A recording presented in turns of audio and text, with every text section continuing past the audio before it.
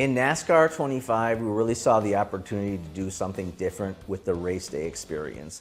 So having worked on a bunch of different NASCAR games in my career, it's always been sort of the same flow when you get to the race weekend of, practice, qualify, and race. And while we wanted to have those features in there, obviously, we wanted to make them all feel very unique and memorable.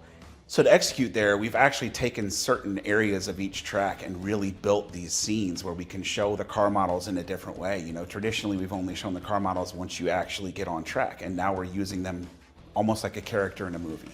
So one of the ways that we've done that is we're doing everything at the racetrack from the driver's perspective.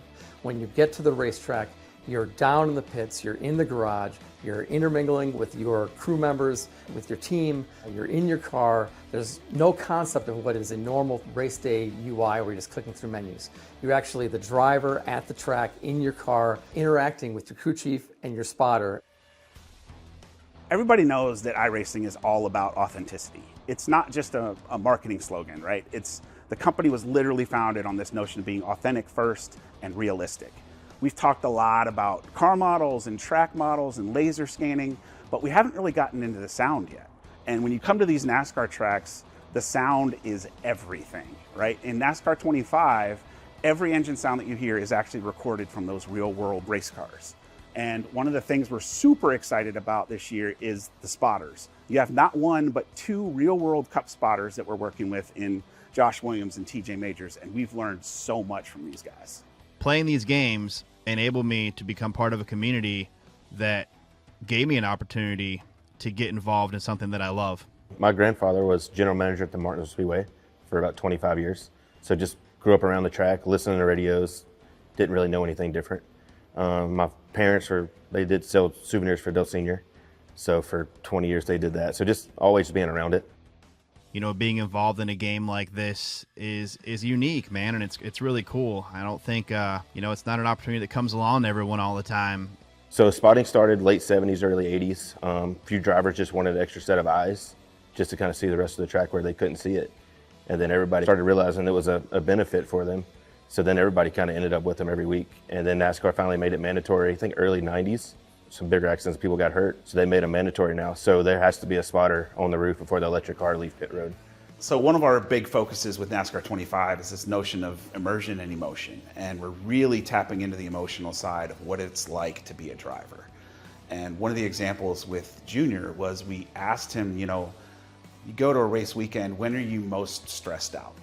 And his answer really shocked us. You'd think it was, being four wide at Talladega for 4 or 5 hours straight, and actually it was qualifying.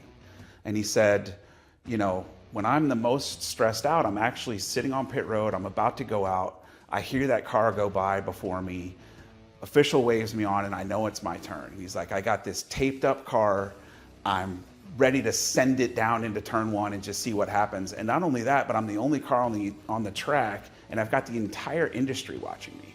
And it was really that sort of light bulb from a design perspective that was like, oh, we need to put a lot more emotion into not just the racing, but all of these other stages that the drivers go through on a race weekend.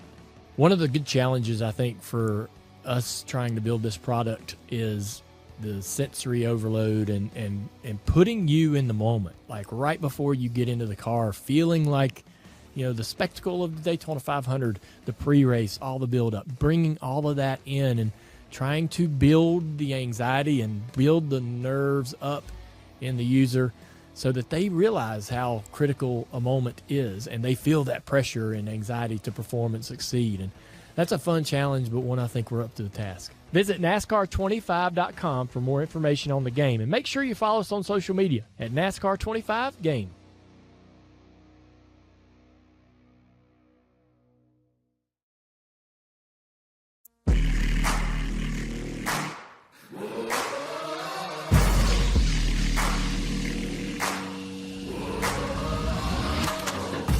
Tonight, on Countdown to Green, we talk about the tale of tire wear last week at Dover. The eNASCAR contingent discuss pizza toppings, and we check out how you're racing home in the Logitech Show Us Your Rig segment. All of that and more coming up on Countdown to Green.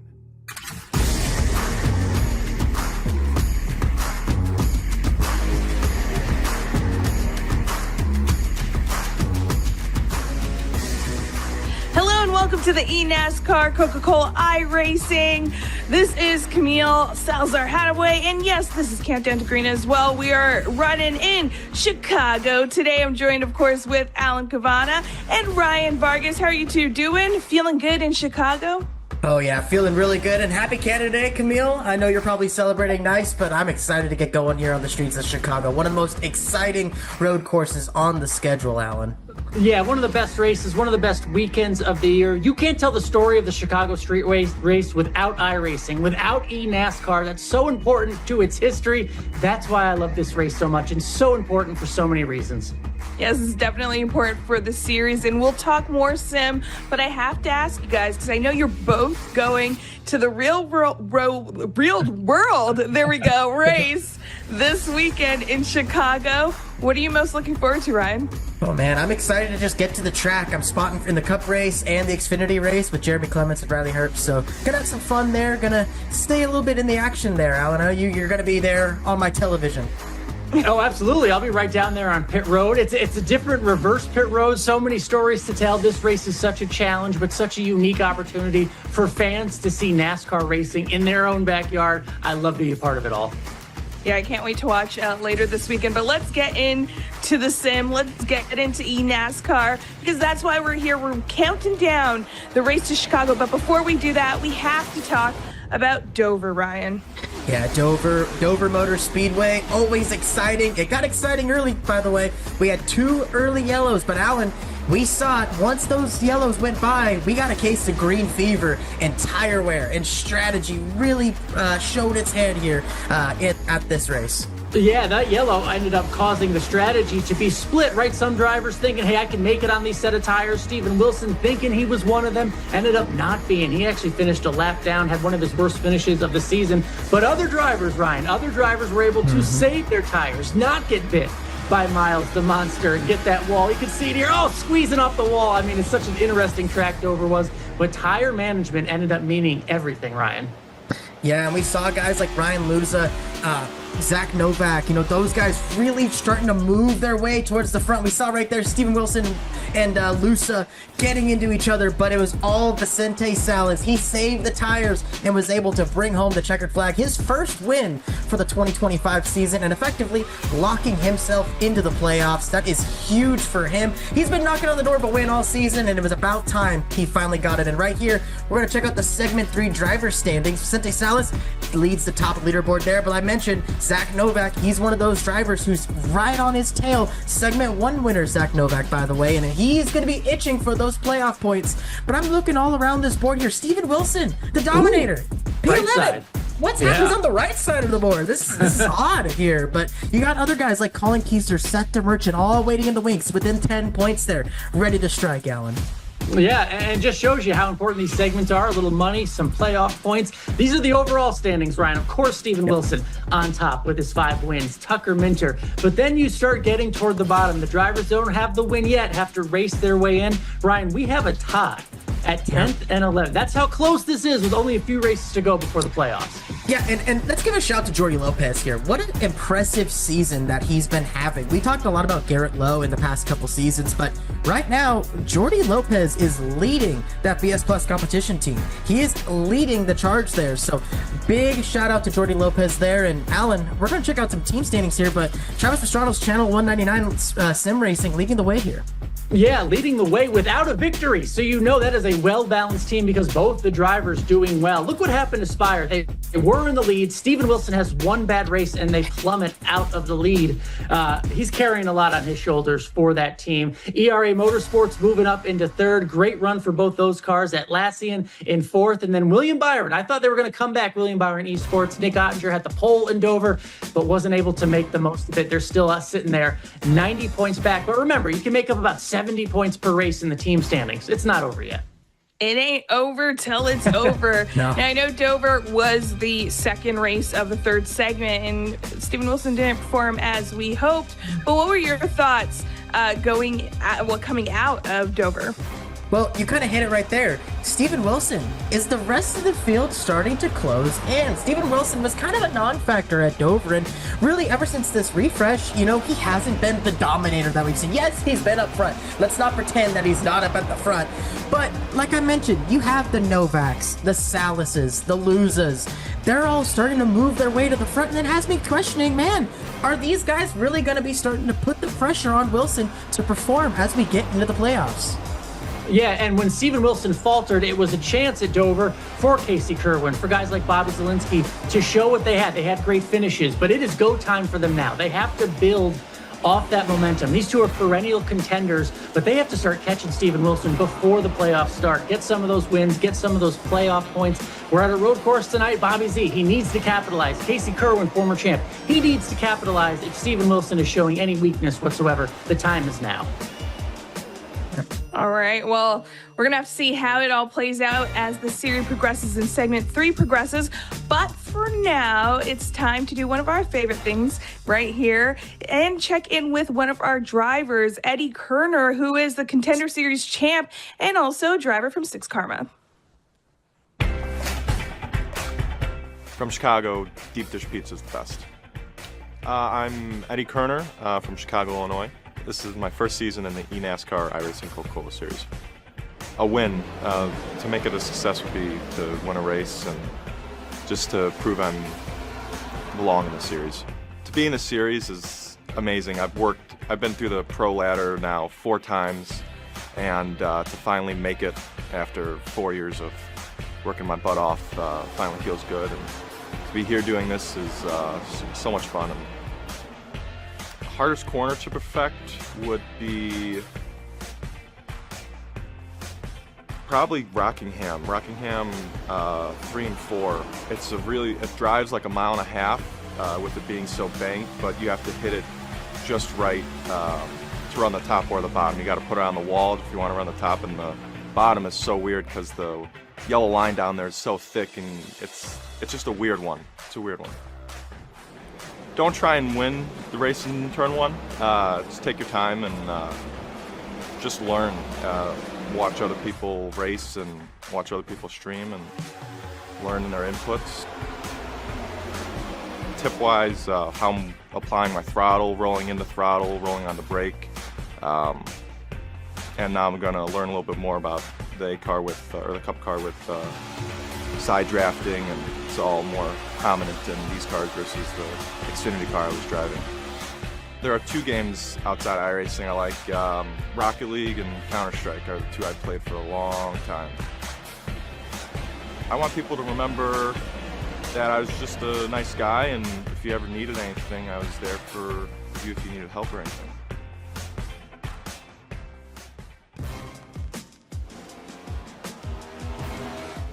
Always great to hear from one of the rookies here in the field, Eddie Kerner. One of those guys who's been a veteran of sim racing, but a rookie to the eNASCAR Coca-Cola iRacing series. I've had the pleasure of sharing the track with Eddie here as we get a look at him going around this bumpy street course here in Chicago. But I got to watch him come through the contender ladder. I was in the booth for a couple of those races, and he was one of those guys who was consistently at the front. I know he's not really having the strongest of seasons here to start out, right? But he's a rookie, right?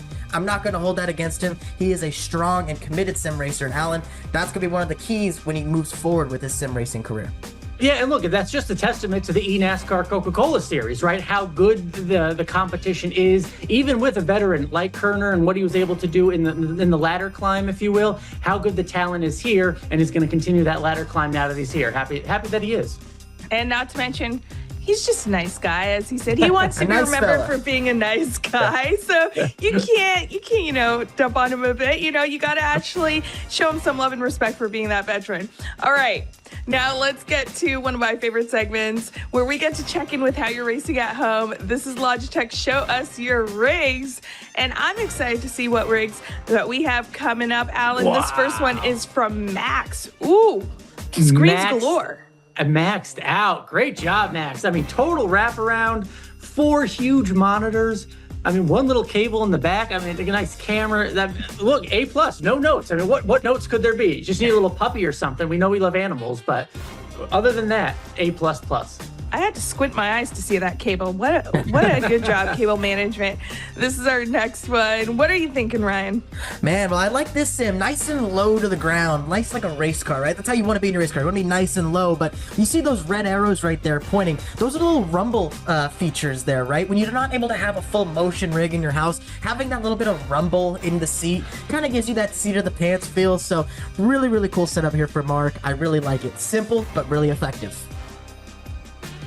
Our next one is from Lyndon, and this is a nice, setup. I think next the blue curtain also makes sure that that sunlight is not getting in your eyes.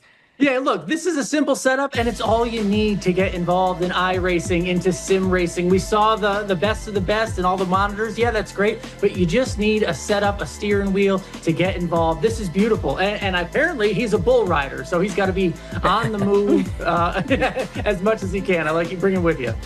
This one's from Shawn Michael, not Michaels, not the wrestler, but Shawn Michael. This is giving us mood, Ryan. Yeah, it feels like we're under the sea here. All the nice blues coming in, but nice little, I like to say kind of like a dorm room, college frat type setup here. Nice and set up on the desk too. Then again, that's another perfect example of getting your sim placed on a desk. You don't need a whole nice rig, and obviously it's really cool to see it powered by Logitech right there. So great setup, simple, like I said, simple and effective.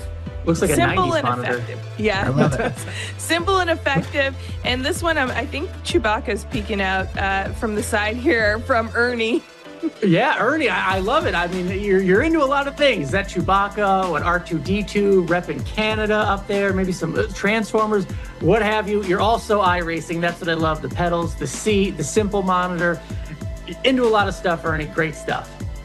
We love to see it, and we love to see your rigs at home. Be sure to send us your rigs, tagging us using the hashtag eNASCAR, tagging eNASCAR and at iRacing as well, because we have so much fun when we get to get a sneak peek at how you race at home. Now, we are in Chicago, Alan and Ryan, so it's only right that we ask the burning questions to our drivers, how they like their pizza.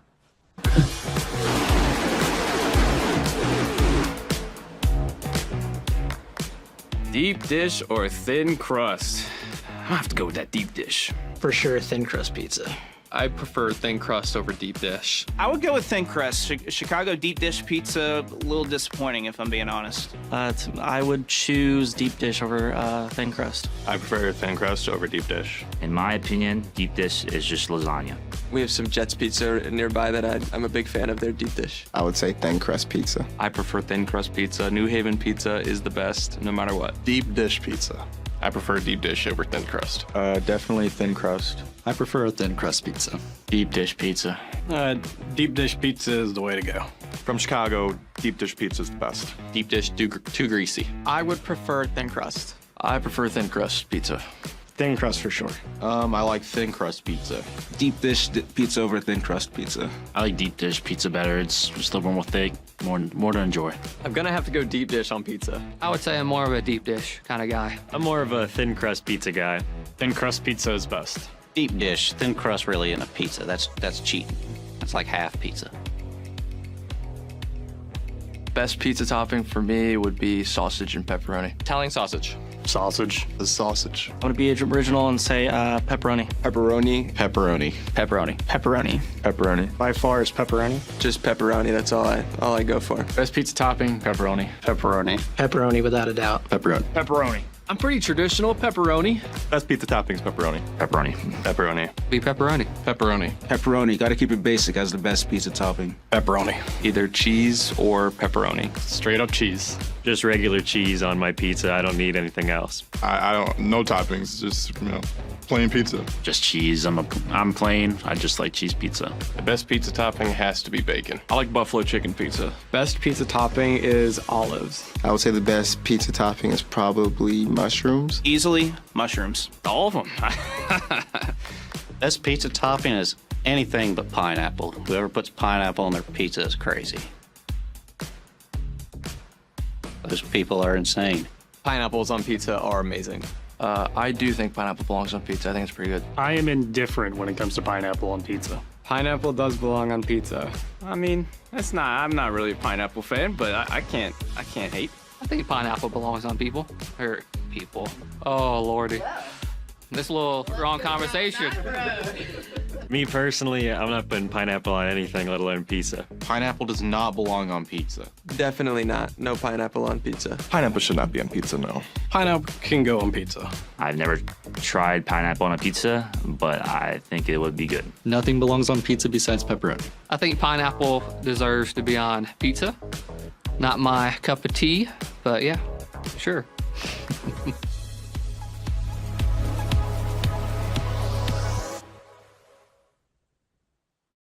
All right, so pizza is my comfort food. So I got to get your guys' input on what you think with these questions. First off, starting deep dish or thin crust?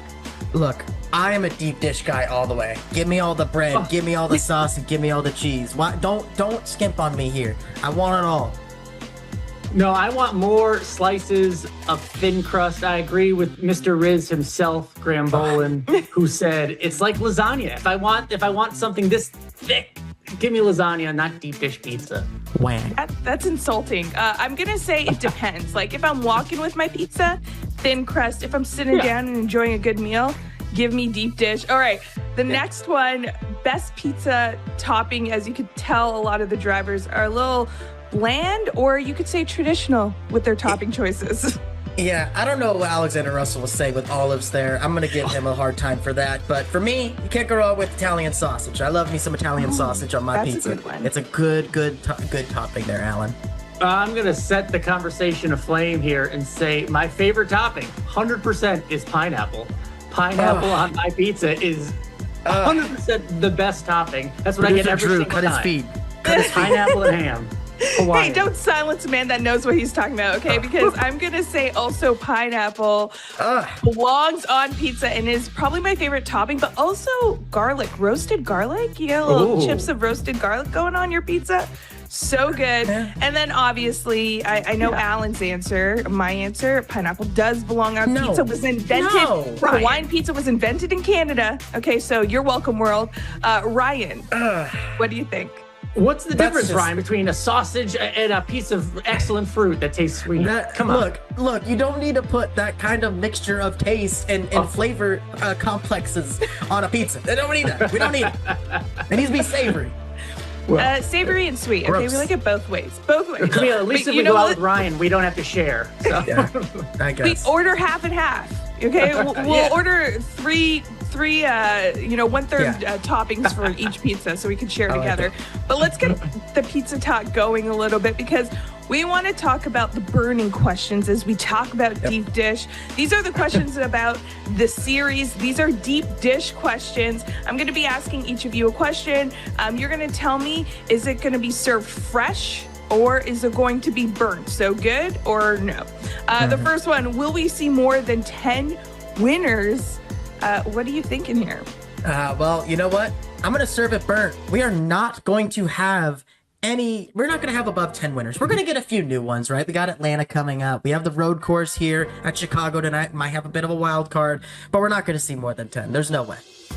Okay, you're burning. Also, props to our production team for having those smoking pizzas on there. Okay, will we have a first winner in 2025, Alan? We absolutely will have that. Serve that pizza up, deep dish, thin crust, whatever, fresh, hot out of the oven. We have never gone a season without a first-time winner. And we have people knocking on the door, whether they're veterans or rookies. Think Michael Cozy Jr.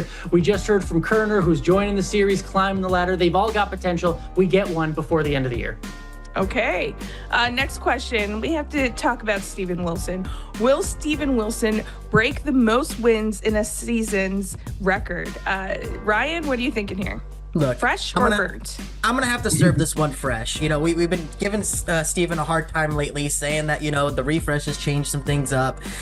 But he's still Steven Wilson. He's still the guy with the most wins, and he's gonna figure it out eventually.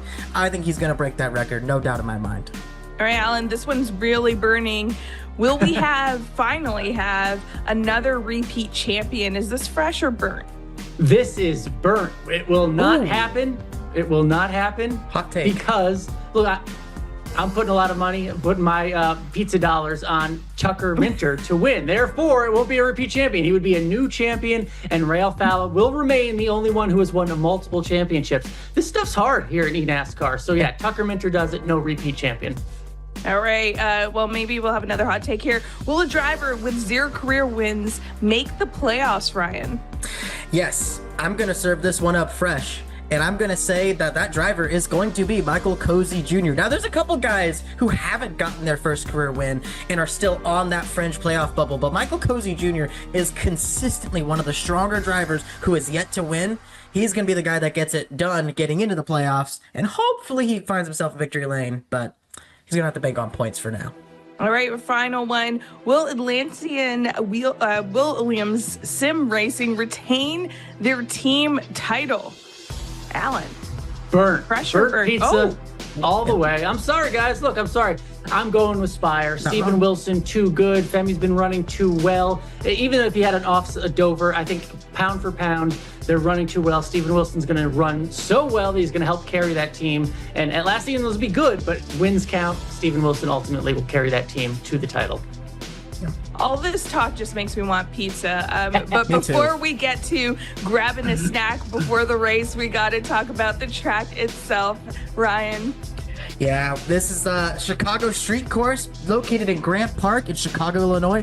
This track is 2.14 miles long, or 3.44 kilometers for those outside of the states here. 12 turns here on the street circuit. This place opened in 2023, but was used as an exhibition in 2022 via iRacing, so little feather in iRacing's cap there. Last season's winner was Bobby Z, the road course dominator. We're gonna get a first-hand look with Bobby Z. We're coming out of the final corner here, gonna head on to South Columbus Drive where the start-finish line and pit straight is, and you see Alan right here, long straightaway here, coming into a heavy braking zone, real tight 90-degree corner here. Yeah, I love it. Year one of this in real life, it was raining, it was wet. Don't know if we'll get that tonight in the sim, but still imagine that when it's a little bit damp out there. But this is why I love the track, Ryan, because you get high-speed corners, you get passing zones, lefts and rights. Good stuff, Ryan. Yep, now we're on South Lakeshore Drive, heading into turn number 3. This is such a tricky area here because you're carrying so much speed. No banking, super bumpy, and right here, real tight zone. I'd almost like to call it a tunnel turn in a sense. It feels like with all the banners around you, and there's a lot of spotter locations. We talked about being a spotter here. There's several spotter locations all around the racetrack. We saw actually an incident there last season, you know, with some spotter miscommunications here. This set of the corners right here, we're heading down into East Balbo Drive, over the bridge, down the hill. This is a really tricky spot because if you're going here side by side, somebody's got to give. And now we go to the East Congress Plaza Drive here. Nice little curve here. I got to go watch some laps here in this section. It is so bumpy, so treacherous. And down here, it funnels down. It is maybe 2 lanes of racing room. And then you go back up the hill, up East Jackson Drive, down to the final quarter. And this is where the money's made. You got to get all your speed off here and set up for a perfect lap. The fountain turn is so fun, so fast. Let's look at some of the trends here. 2 drivers got their first wins in the series on a road course. Mitchell DeYoung back at Coda in 2021. Also in 2021, Graham Boland at Watkins Glen. So road course racing here in eNASCAR is so important. And sometimes you can take advantage, get that win. Every road course winner has made the playoffs. Think about that. 66% of the winners have gone on to the championship 4. So what does that tell you? Best of the best that we have here in the series can get around these road courses and get the checkered flags because they end up competing for the title. Only 1 driver has won a road race and then the title in the same year. Mr. Retired, the legend himself, 2014, Michael Conti. He did that at Watkins Glen, won the race, and then went on to win the title. Road course racing, so important in this aspect of eNASCAR. Bobby Z, though, is the one who dominates it all. There have been 19 total road course races in eNASCAR Coke Series history. Bobby Z has won 10 of them. Think about that. More than half. Mitchell DeYoung has 3 wins. Currently out there still, Steven Wilson has 2 wins. He can add to that tonight. No one coming close to the dominance of Bobby Z, who could also add another one tonight. We'll see what they can do there. But Steven Wilson is the first driver in more than 2 years, though, get this, to defeat Bobby Zielinski in a road course main race, the main event down in Brazil. He was able to get the best of Bobby Z, few people have on road courses. Steven Wilson is one of them. He's the last one to do it. Can he do it again tonight? That's the big story heading into tonight's race on the Chicago street course. I can't wait. I love this place. I love that you have all the trends too, which definitely helps when we're looking at, I don't know, our picks. Who we're picking for Chicago, but let's remind you who we picked for Dover. Of course, you know, Ryan, how you feeling over there? I'm not feeling great, buddy. I cave. I listen to the noise. Oh, pick Wilson. He's the favorite. And then Dover happens, and I only get 8 points. What the heck? Hey, you know what? If you're not feeling great, I'm feeling worse. So I hope that makes you feel a little bit better. Of course, Alan's loving his points right now after Dover. I'm like exactly 100 points away from you.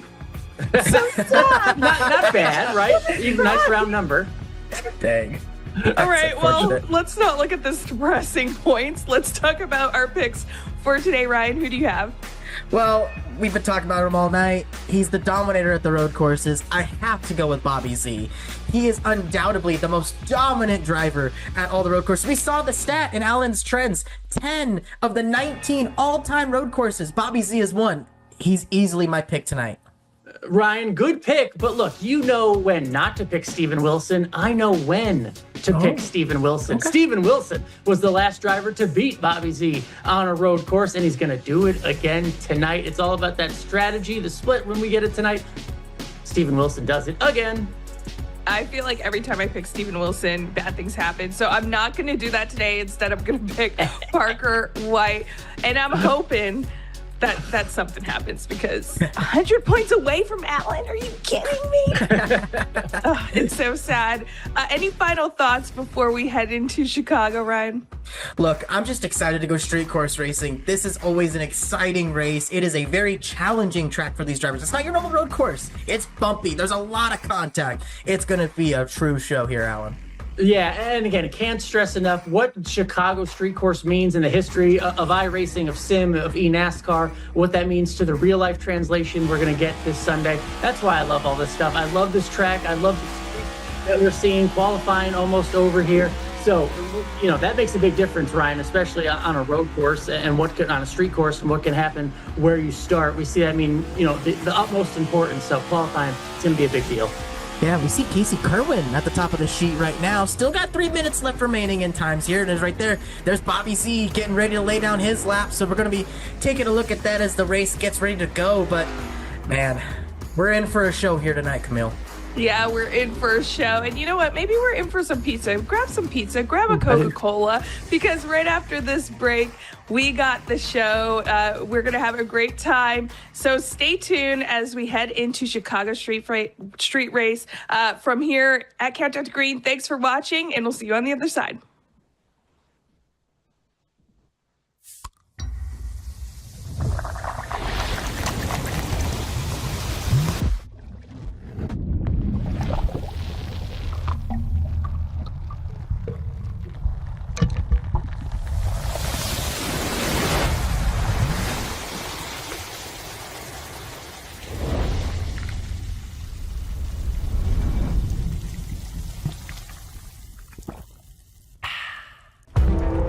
Every time you sit behind the wheel, you buckle up for the unexpected.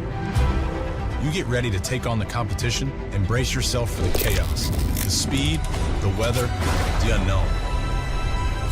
But above all, when strapping in, you put trust in yourself, your intuition. Make it your guide to win, your drive to win. He's a winner in this. And nothing is going to stop you from winning.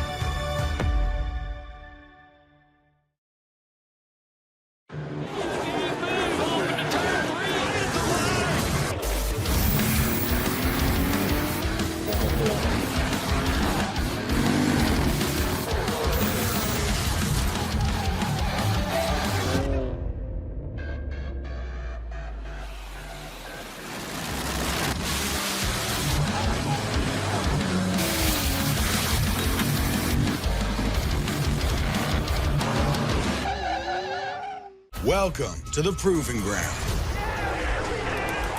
Welcome to Metal Crunching. Big hits right there. It's all or nothing for 26 weeks of the year. Welcome to the NASCAR Xfinity Series, only on the CW. Lusa gets close, but it is not close enough. Race win number 1 for Vicente Salas. Every single moment, caught up in the motion, got no use for caution. Hope you're ready for a fight. I believe it, I can see it. If it's in my sights, I achieve it. Ain't no leave it, no defeat it. Show up complete and repeat it. I believe it, I can see it.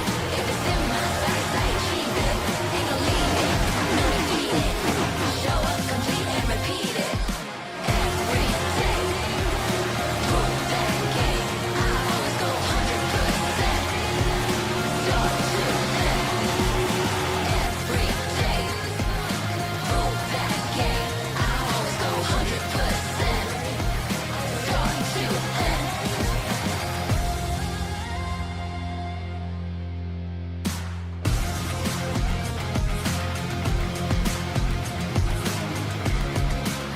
A long and coveted chase for 6 digits drifts through the Windy City with one final road course to tackle with 3 races to go until the playoffs begin. We're live from virtual Grant Park in Chi-Town. iRacing welcomes you to coverage of race number 12 in the 2025 eNASCAR Coca-Cola iRacing Series from the Chicago Street Course. Thank you for joining us on another Tuesday night. We are so happy to have you join us, where alongside Jake Sperry in the booth tonight, I am Kenneth Bueno. Well, Jake, NASCAR's foray into street course racing happened around the same time that eNASCAR took on this 2.14-mile street course here in Grant Park. And with the control of destiny getting limited for those trying to make the playoffs, this one might just be the biggest wild card we get until the end of the regular season. Absolutely, and you put the point fantastically here, Kenneth. This is a wild card, a joker in the pack for so many different drivers. For those who have had a season that has really been a nothing burger, so to speak, this is a chance to become a second city saint and find what they want. For those at the top, if they don't get what they want today, it's a case to lick their wounds and hope their second city sins are going to be repented. A lot of drivers going into this race with either a lot of apprehension or a lot of excitement. One of those may be Bobby Zelensky. We'll toss into that in just a couple of moments. But just a quick reminder that if you want to join on the fan rewards, you can get into the action with our code Chicago4SR on your member dashboard to earn 50 points for tuning into tonight's eNASCAR Coca-Cola iRacing Series event. Again, that's Chicago4SR. And if you're not a member already, you can join at NASCAR.com/fan rewards. Scan that QR code on the bottom right-hand corner of your screen and get started today. Well, Jake, it's another road course race, second and final of this 2025 season. What should we expect in our Logitech G race format for tonight? A lot of interesting factors here today. So imagine this as a sprint and a feature. Everybody is playing from the same hymn sheet today. It's a fixed setup race. What does that mean? Everybody is stock. Nobody can change their parts. And it means that everyone is going to be running with exactly the same car. So the best driver is going to come out on top. The top 8 qualifiers in this series, in this race, have got themselves championship bonus points. So that's 8 points for finishing first in qualifying, going all the way down. And as we start with the sprint race, which is 15 laps where we are now, your top 8 drivers are inverted. There's no invert when it comes to the main race. Results coming along from the sprint. So the emphasis is quite clear. Where you've qualified really does give you an insight into how you make the challenge here in Chicago. It matters a lot, and Interlagos proved that to be very pivotal very early on in the season. Well, drivers are right behind the iRacing official pace car, so let's give you the starting grid for our 15-lap sprint race before we set the grid for the main race later tonight. And it is Dover Motor Speedway winner Vicente Salas trying to ride that momentum up high for that Tony Kanaan Esports camp He'll be on the inside of the front row with Apex Racing's number 98, the Cody Bias machine. Very good qualifying effort with that invert. He'll be on the outside of row 1. ERA Esports, owned by Jesse Iwuji, a NASCAR driver, has the team driver Bobby Zelensky in the 22 machine on the inside of the second row with the Atlassian Williams Sim Racer number 95. That's Parker White, the defending champ of the series. Spire Motorsports has Steven Wilson to the inside of row 3. That's the defending road course winner from earlier this season at Interlagos. And Channel 199 Sim Racing, a team owned by stunt driver and famous guy Travis Pastrana. Dylan Duvall going to be on the outside of row 3 in P6. Well, it's stacked here as your top 2 in qualifying. The Euro NASCAR driver Garrett Lowe, therefore Bürgersud Plus competition, which in German means Office South. Which is what the team is called, goes from 7th with Casey Kerwin. Then in 8th position, your fastest driver as far as qualifying went. Jordi Lopez will start from 9th with Tucker Minter there in 10th position. Good qualifying for him to keep himself in the hunt. Matt Buser will go from 11th with Dylan Alt rounding out your top 12. Back in 13th is the rookie for Jim Beaver Esports, Nate Stewart, with a gorgeous paint scheme tonight. Michael Cozy Jr., the other end of the ERA Esports camp, still in search of win number 1 in 2025. He'll be on the outside in 14th place. Hayek Motorsports has Quentin Warman, the rookie driver, on the inside of row 8. FGR Excel, a team owned by... well, I was just forgetting it, but Ryan Luzin, the 12th car, going to be on the outside in P16. Connor Urashak for Latar Esports inside row 9 with Team Dillon Esports is number 33. That's Taylor Hurst in 18. Your top 20 are rounded out by the 6 Karma machine there, the number 39 of Daniel Folkingham, and then the second of the FGR Axel cars, Seth the Merchant in 20th. Donovan Strauss and Graham Bolin are in 21st and 22nd, with Kwame Scott for Latart in 23rd, and Zach Novak down in 24th position, looking to survive. Keep a keen eye on Novak. He is second in segment 3 point standings going into tonight's race. Femi Olatunbosin, the other Spire Motorsports car, the number 7, rolls off the inside of row 13 with Vegas Inferno's number 1. That is Malik Ray, starting in P26 for the race. The 88 car driven this evening by Ethan Lane as Briar continues to take some time off. We send our thoughts and love to Briar LaPrade. Hopefully he'll be back in Indianapolis, but on the inside of row 14, that's where Lane is. Outside row 14, that's the Tony Kanaan Esports number 66, Alexander Russell, with Blake McCandless on the inside of row 15 for Junior Motorsports, and Logan Clampett, the E-Racer number 42, makes his return after a 1-race suspension. He'll be on the outside in P30.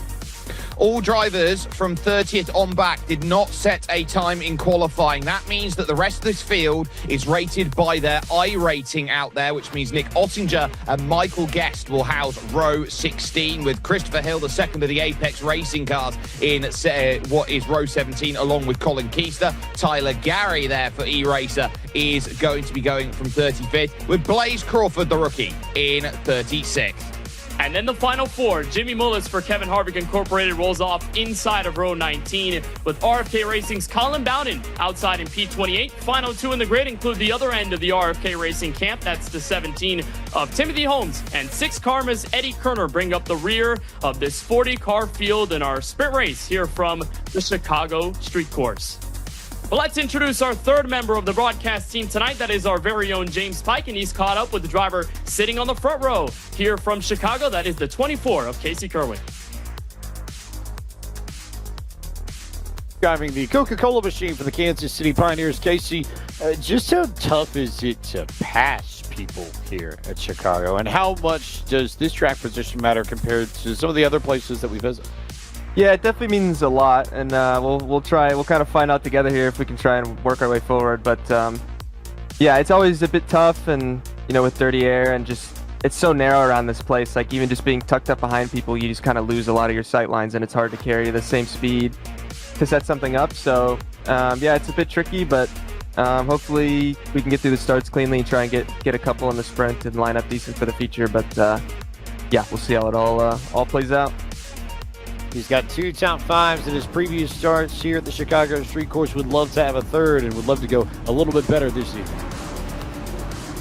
Thank you so much, James. As the cars roll off behind the iRacing official pace car, we will get that one crucial lap, and drivers are going to get a good look at how this Chicago Street Course looks as we get ready for tonight's event on the road course side of things. Well, you see the back end of one of the car's cameras. That is the 3-car of Blaze Crawford, a very special sponsor tonight with Arby's all over that Chevrolet tonight. And for a limited time, you can try the new Arby's cheesesteak sandwich with a 1/4 pound of 100% original Angus steak. So head over to your local Arby's and try the new cheesesteak sandwich today.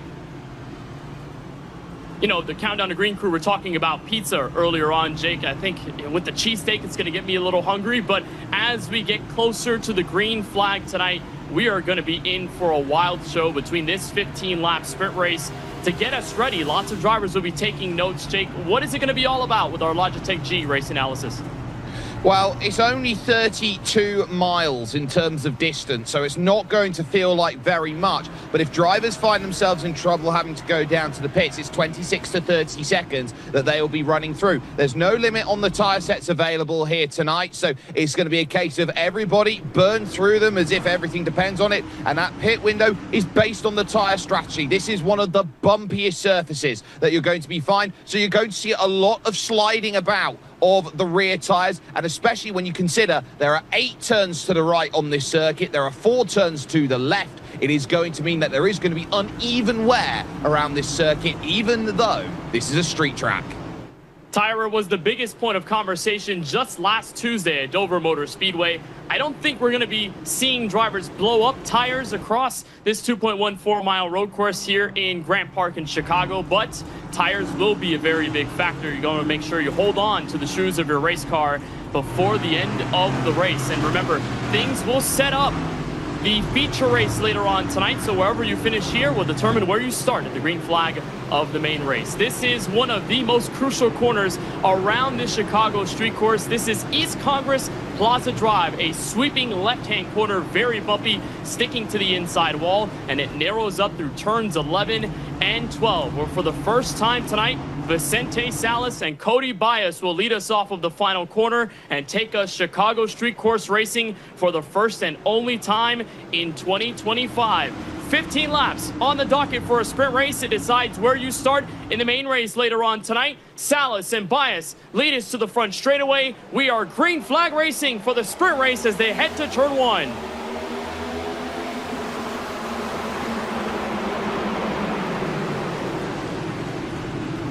And already battle for the race lead in turn 1. Bias gets shut out for 3rd place, and Bobby Zelensky fires off through the inside of turn 1. He'll be on the outside of turn 2, and he'll give up the spot in contention for the lead. Wilson to the inside, and Sperry already trouble as they head for the right-hander here into turn 4 and 5.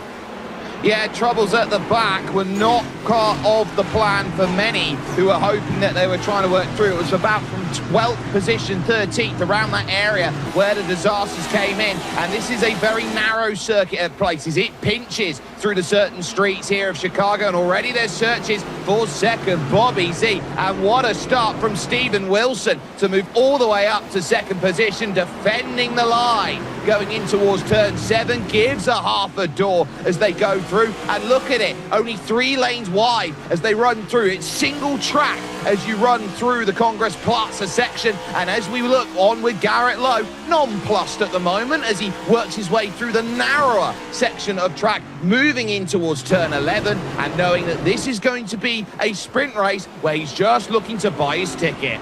And if you're side-by-side racing heading into that sector with about turn 6, turn 7 right in front, you're going to have a decision to make, whether to give up the track position or whether to stay as aggressive on the inside or the outside. So Zelensky gives it up. He'll be in 3rd. Wilson back in 2nd. Salas has already pushed away by the tune of 1.3 seconds. And that 99 car, Garrett Lowe, for that BS Plus competition team, I guess he's liking the fact that it's a road course race tonight because he's had a lot of road course experience as of late running in the NASCAR Euro Series across Europe. It's been great to see what Lowe's been able to do on the real-life racing side of things, but still single file here, and obviously through Dover, Jake, one of the things to talk about with the new next-gen update that came out several weeks ago was the difficulty to pass with the level of dirty air you have in the wake of a car in front.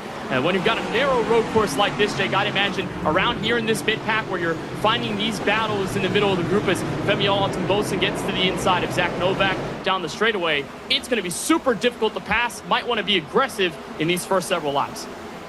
Yeah, it's used the tyres while they're good, because the moment that you sit behind other drivers, it scrubs and it gets difficult. Look from the 47 throwing in deep at turn 6. That's Dylan Alt, who spun on the opening lap, down 24 positions. And look at him try and slice and dice. Couldn't quite get the move down the hill at turn 7. So Alaton Bosun holds for the time being. But you do get a sense that if you do get bottled up early, you just have to go and be aggressive. This is at what I would call a traditional American-style street circuit. Lots of these 90-degree corners that you have to work with, time in and time out. And so it's a case of throw yourself to the apex, give yourself the chance to go and make that move. And the moment that you win that battle, what are they going to do on the outside? You're just going to have to sit and take it, as we watch now with Parker White there for Atlassian Williams at the moment in position number 5. Behind him, Jordi Lopez. Behind him, Casey Kerwin. In front, Garrett Lowe, which he's trying to think about for position 4. Good point about the track map here at Chicago Street. You kind of look at it from a glance, and you almost think it looks like two rectangles just pointed diagonally to each other. It is a lot of 90-degree corners here in Chicago as we watch Jordi Lopez try to hold off the competition behind. The pole sitter, Casey Kerwin, going to be right behind with some of the points that he'll get from starting at the front, give or take proverbially inside the top 8 that was inverted for this sprint race. And Jordi Lopez, a driver, Jake, who really needs a good one tonight. Him and Dylan Alt both gridlocked for that final spot available in the eNASCAR Coca-Cola iRacing Series playoffs later on this season. So if there's anyone that really needs a standout performance, it's going to be Jordi Lopez here, the other driver for the BS Plus competition group, and a guy that in his 3rd Chicago start tonight had a pair of 8th-place finishes in both races from 2023 and 2024. So he'll run single file right in front of Kerwin, and so far no pulling of the trigger for anybody, frankly, inside this top 10. I'd say for right now, Jake, things have seemingly got into the rhythm, and once you kind of flail away from the traffic around you, it's all about just trying to pinpoint yourself to the perfect lap, which can be hard to achieve here at a very rough Chicago street course surface. But as we turn into it, we'll see a lot of these guys get a little more comfortable with the racing and, in fact, try to use it a bit more for that feature race later on tonight.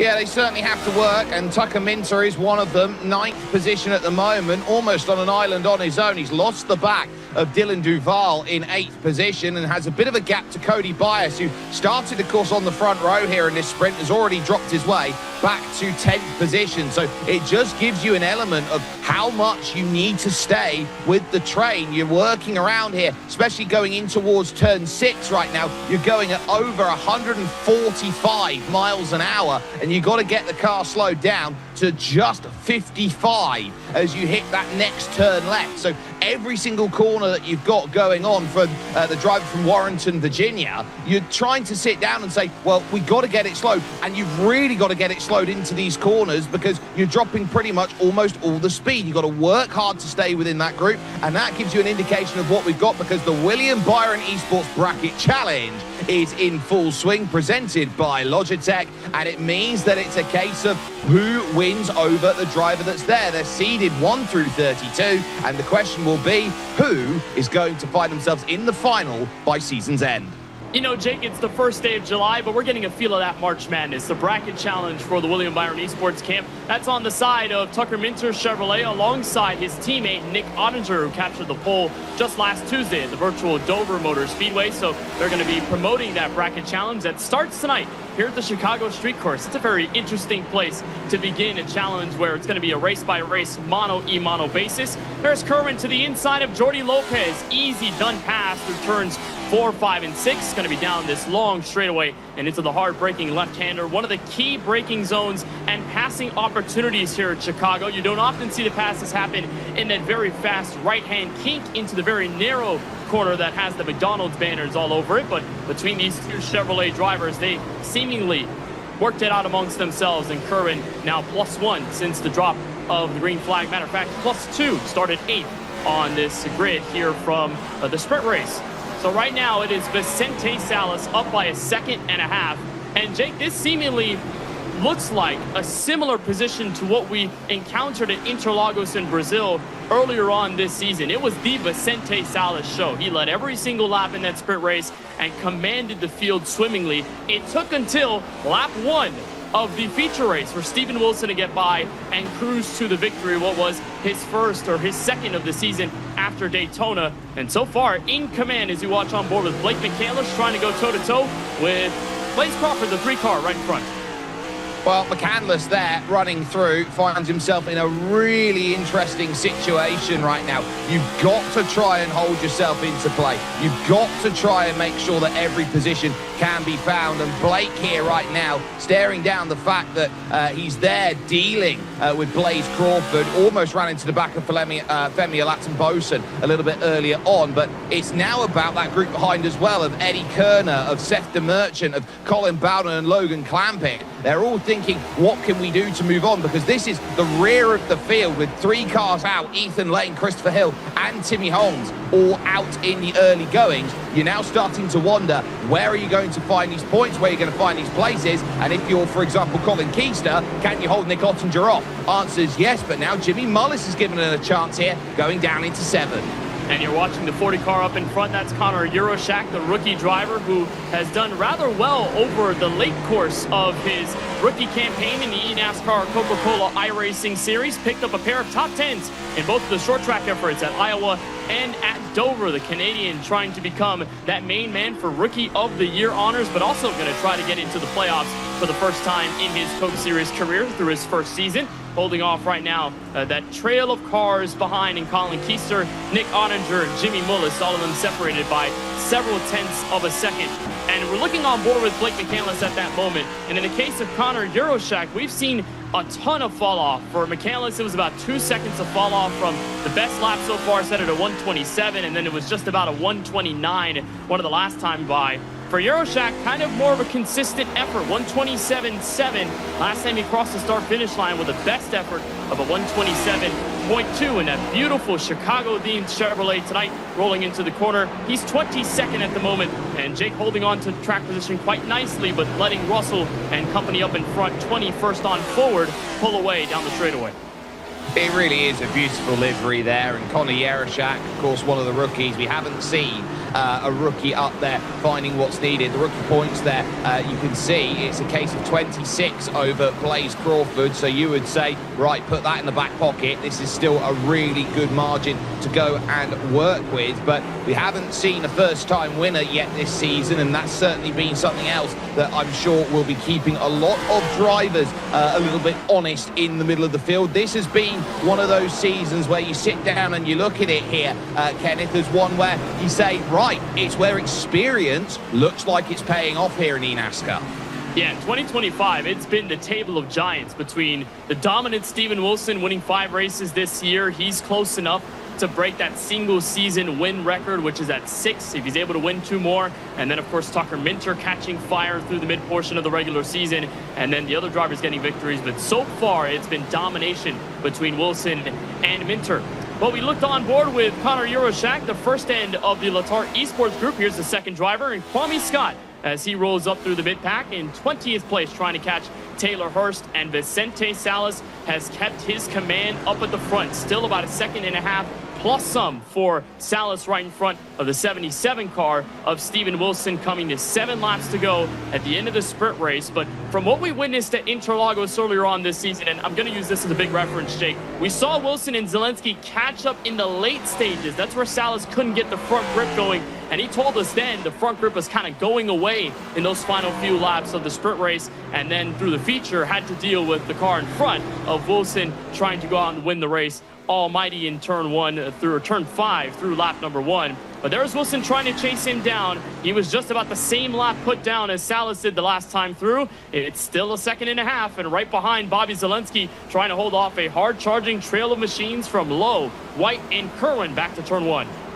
And one of the reasons why we're talking about tyre life so importantly here and why it's playing a big factor is actually how hot the circuit is right now. It is 112 degrees Fahrenheit track temperature. It is going to be tearing these tyres up each and every time they go around. And so we're seeing these 2 seconds here of drop-off each and every single time. And you're looking at those laps and you're going, well, how long are my tyres going to play in the operating window that they need to? It's just ticked up to 113. So now you're wondering, okay, well, these are going to be stiflingly hot conditions. We're going to be dealing with a lot of understeer in a car that really doesn't like turning at all at any given point either. This is Dylan Duval on the back here of this train. And look at that small scrape from the wall from Jordi Lopez just in front, over the bridge into turn number 7, and it's a wider entry into this first part here through 7 over in towards turn 8. You've got to thread the needle, but you don't get that same launch as you go through the second part. This is what makes this section difficult, because it's shallower, it's quicker, this turn tighter as you go past then and work into turn number 11, and so you're having to be really switched on in that last part of the lap. And it's a big bumpy exit of turn 11. You're going up the bridge, going back onto Columbus Drive, which is off of turn 12 to that main front straightaway. So a great look on board with Dylan Duval, who runs in 8th, had a best finish of 6th here back in last year's edition of this Chicago Street Course race. Well, good battles inside the top, I'd say 25 or so. Nick Ottinger in the middle of this group. Of course, this is the group that's trailing Connor Euroshak. Of course, with Colin Keister, Zach Novak, and Dylan Altz, who's about a couple seconds beneath the road entering in turn 1. We looked on board with Duval there running in the top 10. Zach Novak needs a good race tonight if he wants to be able to take away the segment 3 points lead. Again, we're talking about the contention for the playoffs. That's the biggest point of idea and emphasis, Jake, because you want to go out for the $100,000. You want to go out to win the championship outright. Give yourself that shot. But bonus points, $3,000 for winning segments, it helps. And for Novak, who's only a couple points shy of Vicente Salas' lead after Dover Motor Speedway. He won segment 1 at Rockingham earlier on this season. So Novak running 26 needs to huff and puff a little bit if he wants to gain some of those extra points on Salas, who's up at the front. It's going to be really tough, I think, to find those positions. We saw that it was turn 1 where most of the damage was being done, and then it's been very much a flight pattern of holding out there at the moment. They're waiting for something out there to really energize and ignite, and if the tires just aren't there underneath, then that's going to be causing a whole heap of trouble. Kerwin remaining close here on the back of Parker White. I think is trying to time this race as well as possible. As late as you can, if you can make it work for you, you're going to have a wonderful result to work with at the end of this. But, of course, this is just the sprint, and the eyes are going to be on the feature, and my eyes, every single time they're trying to get it slowed down, are onto those brake discs, because they are glowing each and every time they jam the brakes on, especially here, going out of 3 into 4 and 5 through the chute section. Yeah, those rotors get red hot, and here through this section going to the long back straightaway before you enter the hard braking left-hander up the road as we look at Parker White and Casey Kerwin battle for 5th going on to the braking zone. These cars, especially with the bumpy surface here at Chicago Street, they can easily lock up. You know, at Interlagos, smoother track surface, so it's a little easier on the brakes and the tire lockup situation. But here in the street courses where, you know, tracks like Long Beach, tracks like Chicago Street, and a bunch of other street racing circuits, not afraid to show their brashness, not afraid to show that abrasiveness that can eat up the tires. And of course, when you lock up the brakes, it is no good, especially when you're going into these hard braking zones with walls all across the speedway. Good look on board with the Atlassian Williams sim racer. Parker White, defending series champ, trying to right the wrongs from the last several weeks, has finished both of those races outside of the top 30. Has not been a good stretch in the summer for the driver who was just in the Flight Sim Expo 2025 action in Providence, Rhode Island just a couple of days ago, and holding off Kerwin. Jake, we've seen this before. Interlagos in those final laps, I think they brought us the most fireworks other than Steven Wilson just dominating the end of that race. So I think it's good to see the kind of sparks come out here again between these two drivers. And these are two drivers who have so much experience. Both have managed to get to the top here of eNASCAR. Of course, last season for Parker White on what was an incredible last race of the season. Casey Kerwin able to make that happen too. But this is what we're seeing of the new breed of champions when it comes to eNASCAR. They're not just oval specialists. They come to the road courses, Kenneth, and they still score great results. Top 5s, top 10s. I look, Steven Wilson in second position. I would say if you want to be a solid out-and-out contender, you've got to be doing well. And it's worth noting that your top 2 in the championship both find themselves in the top 10, 2nd and 9th, Wilson and Minter. Yeah, they've been doing well, and that's kind of the thing here in not only real-life NASCAR, but in the Coke Series in general. You have to be strong at a wide variety of different tracks, whether it be the short course venues, whether it be the road courses, whether it be the big ovals, the intermediate ovals, the unique ones in between. You got to be consistent. You have to fire off on all cylinders at each and every types of those tracks if you want to at least put yourself in contention. And with the level of dominance we've seen from Steven Wilson and Tucker Minter, it opens that door a little bit for guys like Michael Cozy Jr., who's right in front of this battle with Quentin Warman. You look at drivers like Connor Euroshak, Dylan Alt, Jordy Lopez, who so far have not been able to achieve victory lane, but they could accumulate enough points so that they could find their way into the top 10 for the playoffs and run for a title, even though they don't have that golden ticket with a checkered flag in hand. So that's a big point of conversation as we dive into these final few races before that regular season comes to an end.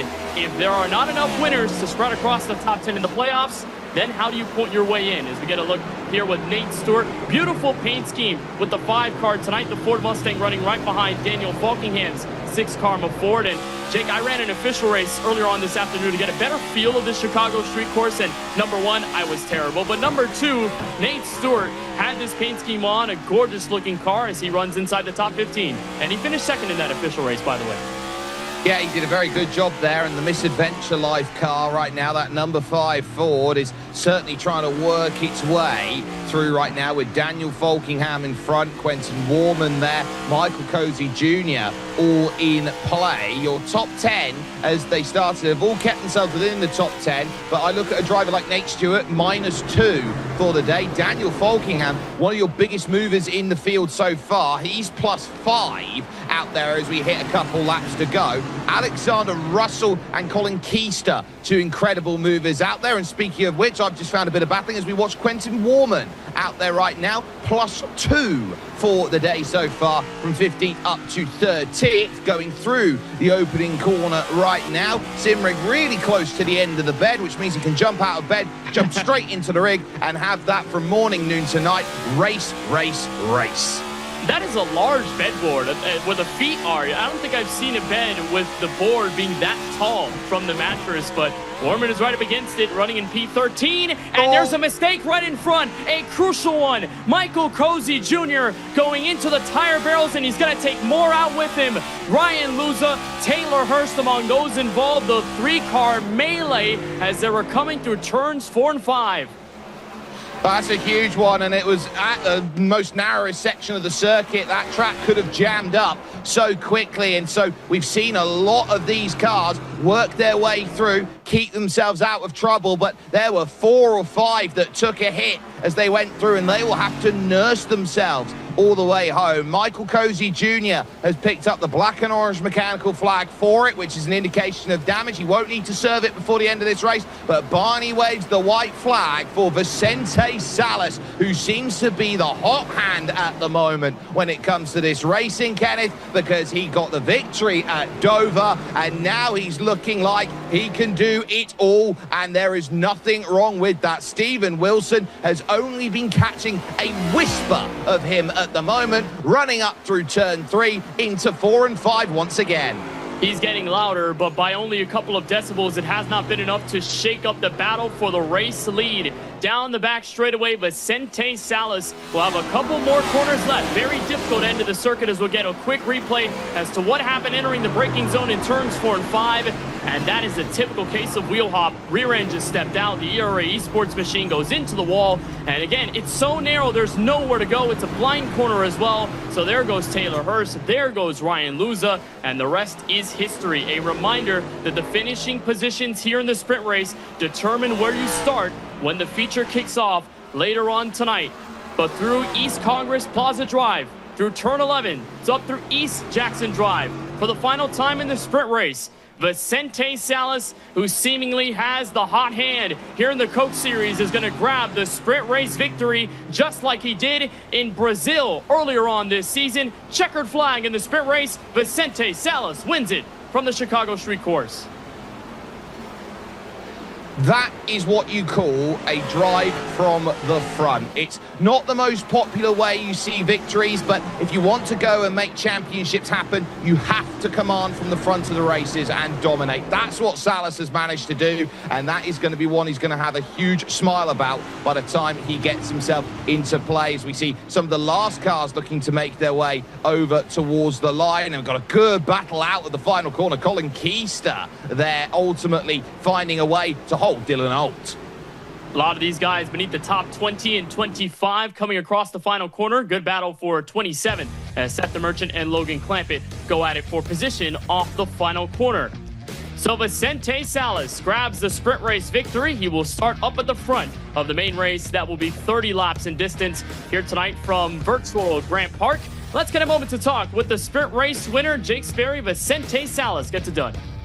Vicente, that is a consummate performance from the front. It's lights to flag. There's no challenge for you in terms of that race. Is that what you call just an easy Tuesday night drive in Chicago? No, I mean, Steve definitely kept me on my toes there. I had a couple slip-ups there. I think it was turn 6, pretty much mainly like once or twice. So just got to minimize those in the main, minimize the tire slides, and I think we'll have something for him. I think we were pretty dead even there. So thank you to Tony Kanaan, all my Kanaan Esports guys, Dead Zone Racing, and just everyone that makes this happen. Very quickly, you've got the form at the moment. The victory, of course, last time out at Dover. You're now picking up the win here. So now you're looking around at this feature. It looks like it could be 3 straight, but as it goes, it is a who's who behind you. What do you think gives you the edge on all of those fantastic drivers behind? I mean, you know, we've had the speed here the last couple of years, and we've never had the track position. So, you know, we had the track position at Interlagos. Weren't able to put it together there. So, you know, hopefully I've learned my lesson on, you know, what I can do better and what I did wrong there to capitalize in the main event here. Well, we'll wish you the best of luck when it comes to main action. Vicente Salas currently is 2 from 2 over the last 7 days, looking to go to 3, and that 1.2 second margin tells you all you need to know on how quick that Toyota was against the slew of Chevrolets. But now he's got one more challenge. Cap it off and try and win tonight's race from Chicago. There's Steven Wilson and Bobby Zelensky running 2nd and 3rd. Similar order to what we saw at Interlagos. Garrett Lowe, Casey Kerwin, rest of the top 5. Then White, Lopez, Duvall, Tucker Minter, and then Cody Bias rolled off from 2nd in the sprint race. He ends up in the top 10. Here's the rest of the order as they sort of Stifled out, Matt Busa, Quentin Warman, Daniel Folkingham, Nate Stewart, Ryan Luza through the top 15. You go all the way down to guys like Alexander Russell, Connor Euroshak, Nick Ottinger, and Zach Novak. We saw Novak fighting for 26 earlier on in the sprint race. He ended up inside the top 20.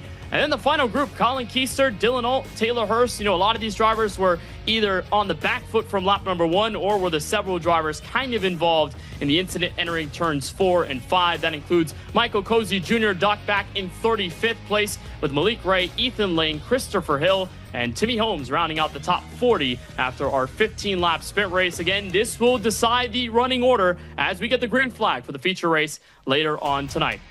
So Vicente Salas gets the sprint race, but still much more racing to go from virtual Chicago, Illinois. You're tuned in to round number 12 of the 2025 eNASCAR Coca-Cola iRacing Series from the Chicago Street Course. We'll be back in just a quick moment.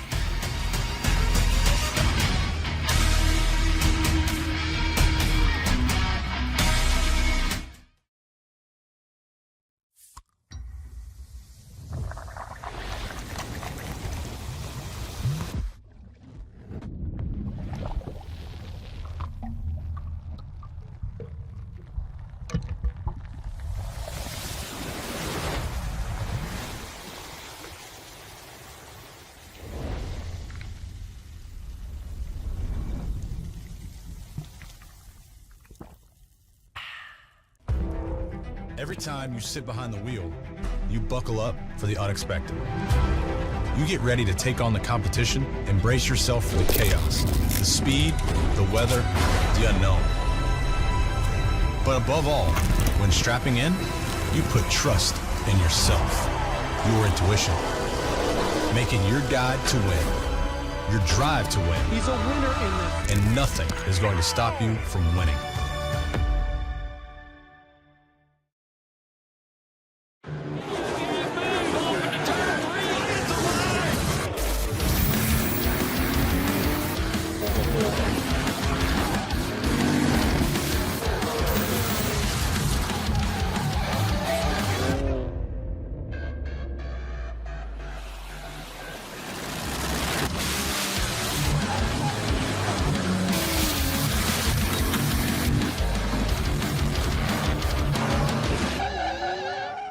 Welcome to a whole lot more on the line. More drivers going head-to-head means more stakes, more grit, and more to prove. The challenge is on. 32 drivers enter $1 million showdown. 5 races of bracket-busting matchups. More pressure, more risk, and more reward. Only on TNT and streaming on Max. Welcome to the in-season challenge. Welcome to NASCAR.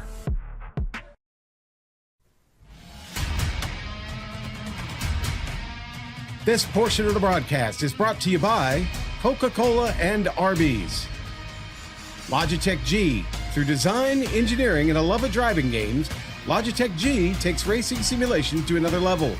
Logitech G, the official wheel and pedals of the eNASCAR Coca-Cola iRacing series. Sunoco. From fueling your favorite NASCAR teams to filling up at the pump, Sunoco is trusted to help vehicles perform at their peak. Sunoco, performance is what we do.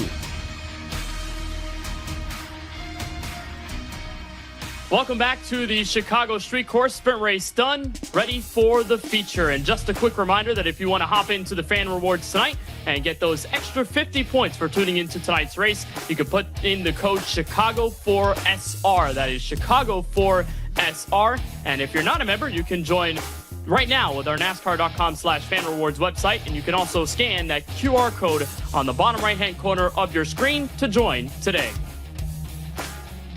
30 laps ready to go here from Chicago Street. Vicente Salas, the winner from the sprint race, and here is how it'll all line up, Jake, our Logitech G event format for the main race. This will count for all the marbles tonight. It absolutely will. We double the distance here. There are no inverts from the sprint, so where you finished is where you start. And the key here of these 30 laps that bring themselves into play is that the tyres will not last. You are looking at a one-stop strategy if it all goes according to plan. And so everyone is looking at, how am I going to make my tyres last? And more crucially than that, can I undercut or overcut depending on when I dive down into the lane coming out of the very tricky turn 12. And the big thing about these road course races, no yellow flags. That's right, no yellow flags. So no breaking the action. That means drivers will have to figure out strategy under green the entire way. Let's get to your starting grid for the main race tonight. This is the exact results finishing order of the sprint race we had just a bit earlier, where the Canon Esports number 11 of Vicente Salas will try to close this thing out for his second victory of the season, with Spire Motorsports' Steven Wilson on the outside of row 1. Very similar look to how it all started at Interlagos when Wilson made that move for the race lead and never looked back. ERA Esports has Bobby Zelensky's number 22 on the inside of the second row. That's the two-time Chicago Street winner, with Garrett Lowe for BS Plus competition on the outside in fourth. Casey Kerwin for the Kansas City Pioneers captured the proverbial pole. He's going to be on the inside of row 3, with Atlassian Williams sim racing driver Parker White on the outside in P6. Then following on row 4, it's Jordi Lopez, the second of the Burasud Plus cars, along with Channel 199's car 199 there. Dylan Duval in 8th position. Tucker Minter and Cody Bias will house out the rest of the top 10, with Matt Buser going from 11th, exactly where he started when it came to action in the sprint. 12th belongs to Quentin Warman. And then 13th goes to the 6 Karma Ford Mustang of Daniel Falkingham, with Nate Stewart for the Jim Beaver Esports camp on the outside in 14th. FTR Excel eRacing has Ryan Luza on the inside of row 8, with the Latar Esports number 36 of Kwame Scott. Alexander Russell, the Canon Esports rookie in the 66, will be inside of row 9. And the Latar Esports number 40, another rookie, Connor Euroshak, rolls off from 18th.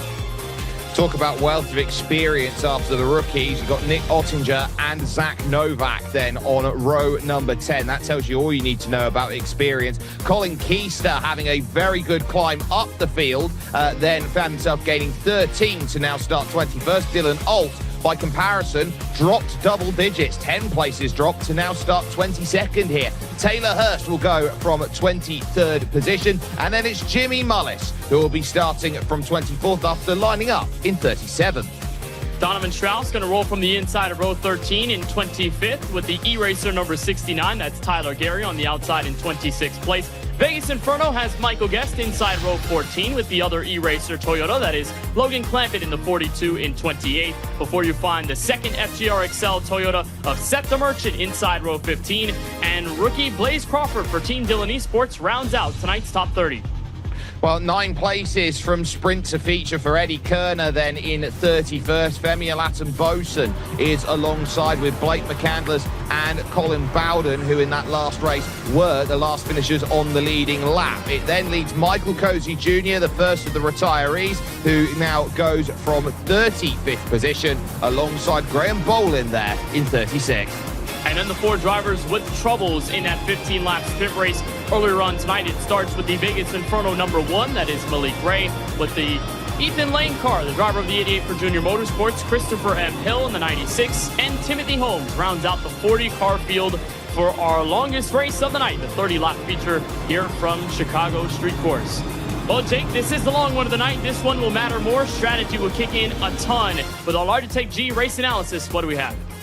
Well, it's all about tyre strategy here today. You can say everything that you need to about, oh, how do I manage my tyres? But the key is going to be, how well do you manage them? Are you able to pull back? And is this going to be a case of splitting your strategy evenly? We think 15 and 15 might be a great way to make it happen.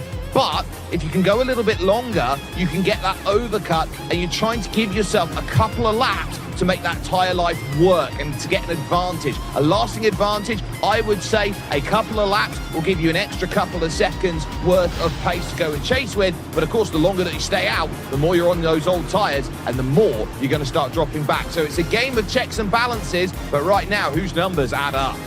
A rough track, a rough surface, a rough race for these drivers on strategy. As we saw through the sprint race, pretty difficult to make passes around this road course. So going to try to get all that you can get, whether it be through raw position or through some of that pit road entryway, maybe midway through this race. So as they roll through the corners here at the Chicago Street Course, another great look at what this track has to offer. We first started racing here in 2022 for an all-star event, which we saw an absolute duel in the final laps between Steven Wilson and Bobby Zelensky. And then when we went regular season racing in both 2023 and 2024, Bobby Zelensky was able to carry the crown, searching for his 3rd consecutive Chicago Street victory and his 11th road course win in his Coke Series career. But Vicente Salas, who has been so strong tonight, will lead the field from the front row as they roll through the left-hander East Congress Plaza Drive. They'll go up north through East Jackson Drive and then make that right turn to the front straightaway, South Columbus Drive, a straightaway we'll be talking about a ton as they chase for turn 1 for the first time. It's Salas and Wilson. On the inside and outside of the front row, Salas has the preferred lane to the inside. When we get to the first corner, we saw Zelensky make a move to the bottom as soon as we got to the corner, so we could see some more fireworks before it's all said and done. Chicago Street Racing, for the 3rd time in Coke Series history, starts now. Salas and Wilson to the green flag.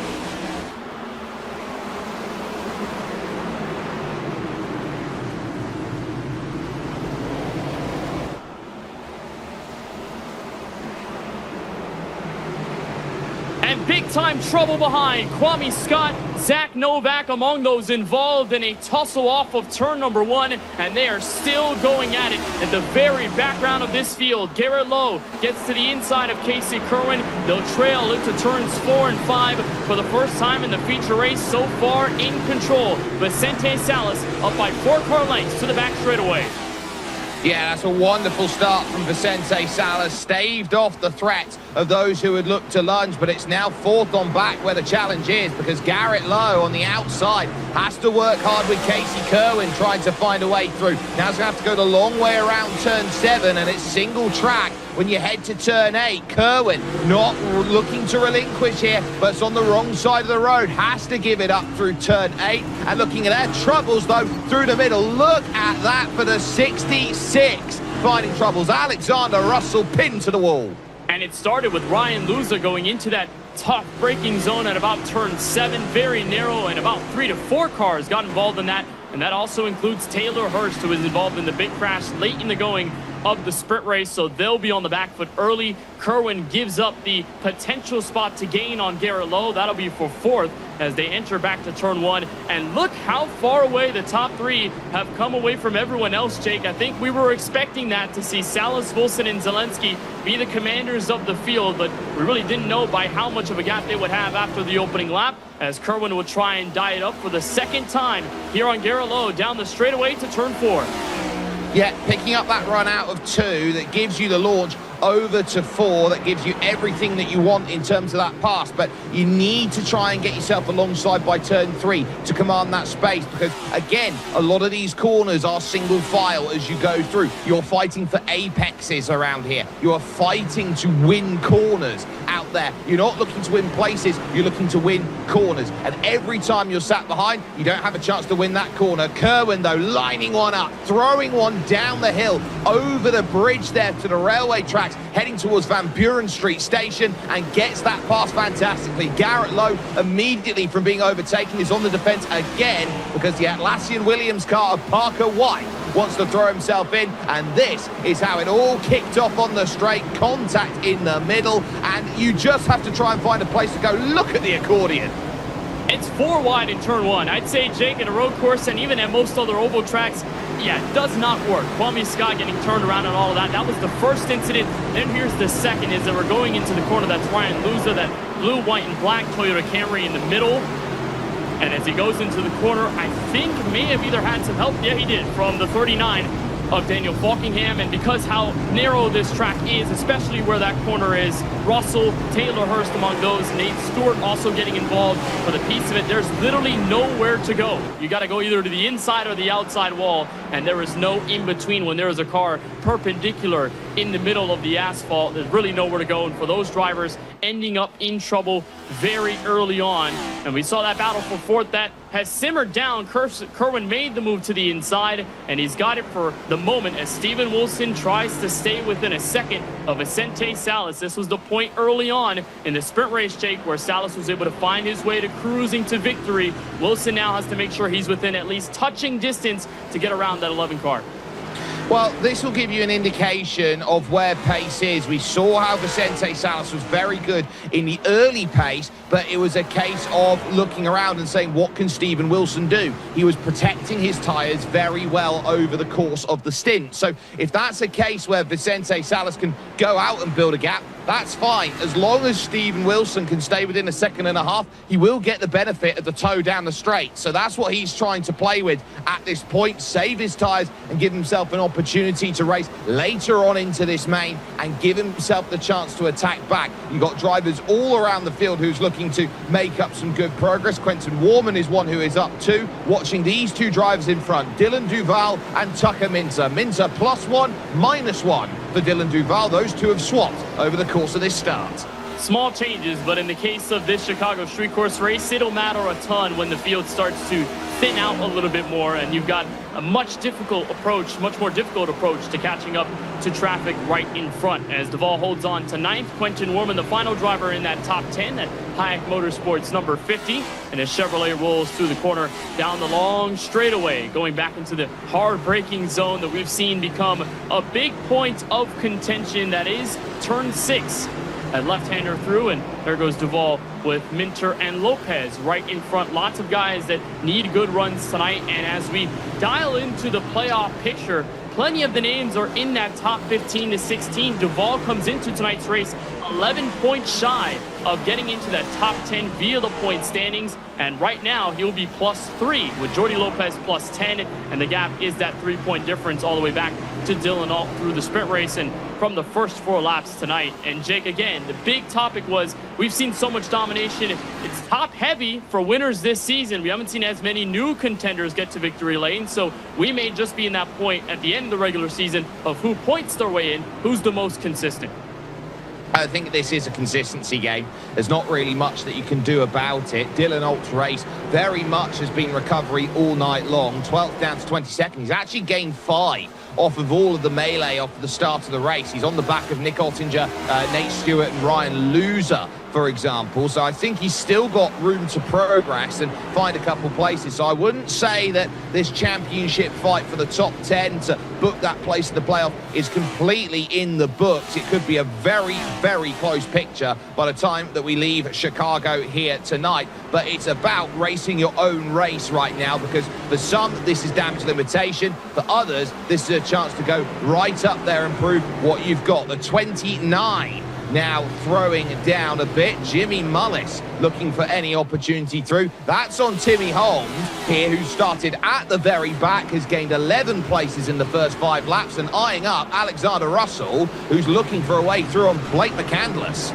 Definitely helps out when you're able to skip away from some of the early troubles, especially around this portion of the racetrack. Here comes Russell diving to the inside, trying to plant underneath that C4 Energy Chevrolet of McCandless. McCandless will give the spot up going into East Congress Plaza Drive. Again, this point of the Chicago Street Course is one of decision. If you're in a side-by-side battle, you're either giving up or taking, and there's probably no in between. It's going to be a death sentence if you're going side-by-side the entire way around, and you're going to lose a ton of time and space if you do so. Good onboard look there with the RFK Racing number 17 of Timothy Holmes, and they continue to trail that Russell machine from 27th on back. And it's another 3 or so seconds before you get to the next car in line, the gold and black number 1, who's plus 11 since the drop of the green flag here in this main race. Malik Ray trying to charge in on Logan Clampett, who makes his return to the series after the 1-race suspension he served at the virtual Dover Motor Speedway for his actions at Iowa. But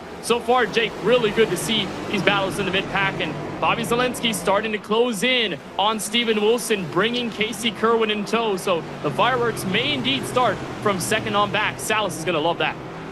Yeah, Vicente Salas wants as much chaos behind as possible, because that will give the platform to really run through. But on this lap, even though Steven Wilson has been in a place where he has been caught back by the tune of about, I would say, a couple tenths of a second, there's still the case that Vicente Salas has also been caught himself by a couple tenths. So they're trying to settle down into that rhythm and give themselves everything that they can to say, right, this is going to be how we settle this race, and we will settle it with pit stops later on. There is Blaze Crawford, number 3, out there, down 4 into 34th. I don't think he's had the confidence underneath him to make this work, but the RB's car right now is really trying to work, especially with that all-new quarter pound of 100% Angus steak in that steak sandwich that you got there. And that is not how you want to do it. Straight on, almost heading towards the yacht club.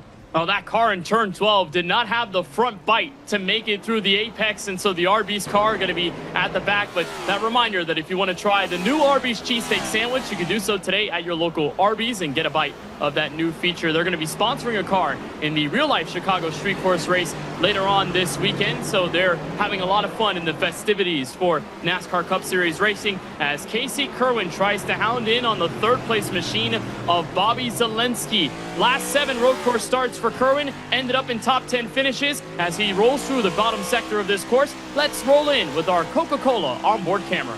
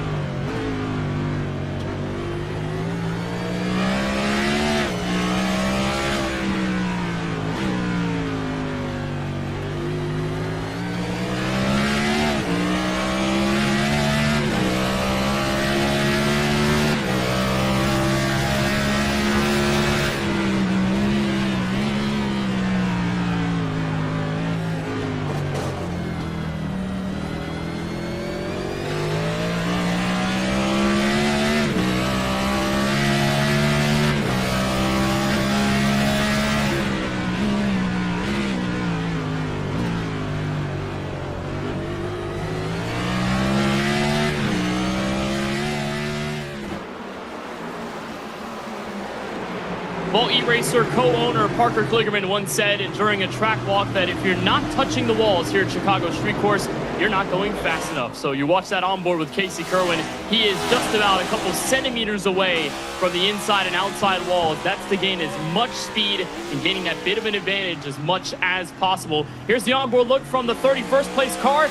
3 wide, nearly there going up the bridge. Femi Olatunbosin getting a good look at Timothy Holmes, who washed up, went to the outside of the corner. In went Blake McCandless, in went Kwame Scott. And this is a 5-car battle. Jake Sperry from 29th on back. And what I find so striking about this battle is that Jimmy Mullis made the move on the exit of turn 2. And look at how big that gap has gone already to about 12 car lengths here. Running out then of turn 11 over the top, over the bridge once again on South Michigan Avenue, heading over on East Jackson Drive, and now onto South Columbus Drive to start the lap once again. McCandless has really been going through the ringer and struggling for a bit of pace, and it's showing because the entire group is bottlenecking up. But you are now starting to see those gaps, and they are forming a second here, second and a half there, 6/10 right now for Casey Kerwin up against Bobby Zelensky, trying to keep this race honest right now, and this is the key. Honesty is the best policy. If you can stay within range of a car in front, you've got a wonderful chance of making the jump. And I would say Casey Kerwin would want to be one of the first drivers into the pits to make that stop, gain the undercut on drivers like Zelensky and Wilson, move ahead, and then try and hold for the rest of the race. And with the field this separated, Jake, you know, with the new tire and aero update with the next-gen car, it's happened more on the ovals and it's exacerbated there, but it also takes big part in these road course races where the skill gap definitely makes its way known very early on in these races. If you're in the mid-pack, maybe a bit more of a realistic approach. You probably aren't going to go out and gain so many positions to be in the race lead. If you either overcut or undercut, you're probably going to gain a couple spots here or there, and in the worst case, you'll lose maybe 3 to 4 spots, maybe more, just depending on how bad the mistake is. But I think it's a good eye to see what Casey Kerwin, Parker White, Jody Lopez, these guys at the back half of this top 10 might do just to gain that bit of an edge on Wilson and Zelensky, because I guess that mindset really is, Jake, if you can't beat them on raw track position, do it from strategy. It's going to give you a second best shot. And we've seen fresh tires matter so much, especially from Dover last week when a bunch of drivers were just about blowing tires in those final few laps.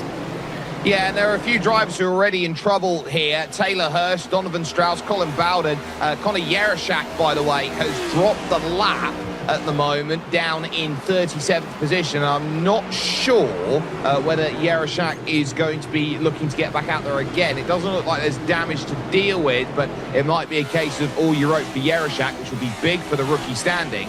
But right now, the number 14 becomes the challenge. This is Seth DeMerchant right now in the middle of this group, and this is where you start getting interesting scenarios, because I would look around. If I'm in a pack of 4, 5, 6, 7, I want to do everything I can to get to the front of that group as quickly as possible. DeMerchant staring down the rear of Eddie Kerner, with behind Logan Clampett, Malik Ray, Alexander Russell in there. Jimmy Mullis has now caught the back of this group. So it becomes a game of, well, are you moving forward? If not, you're looking back around here.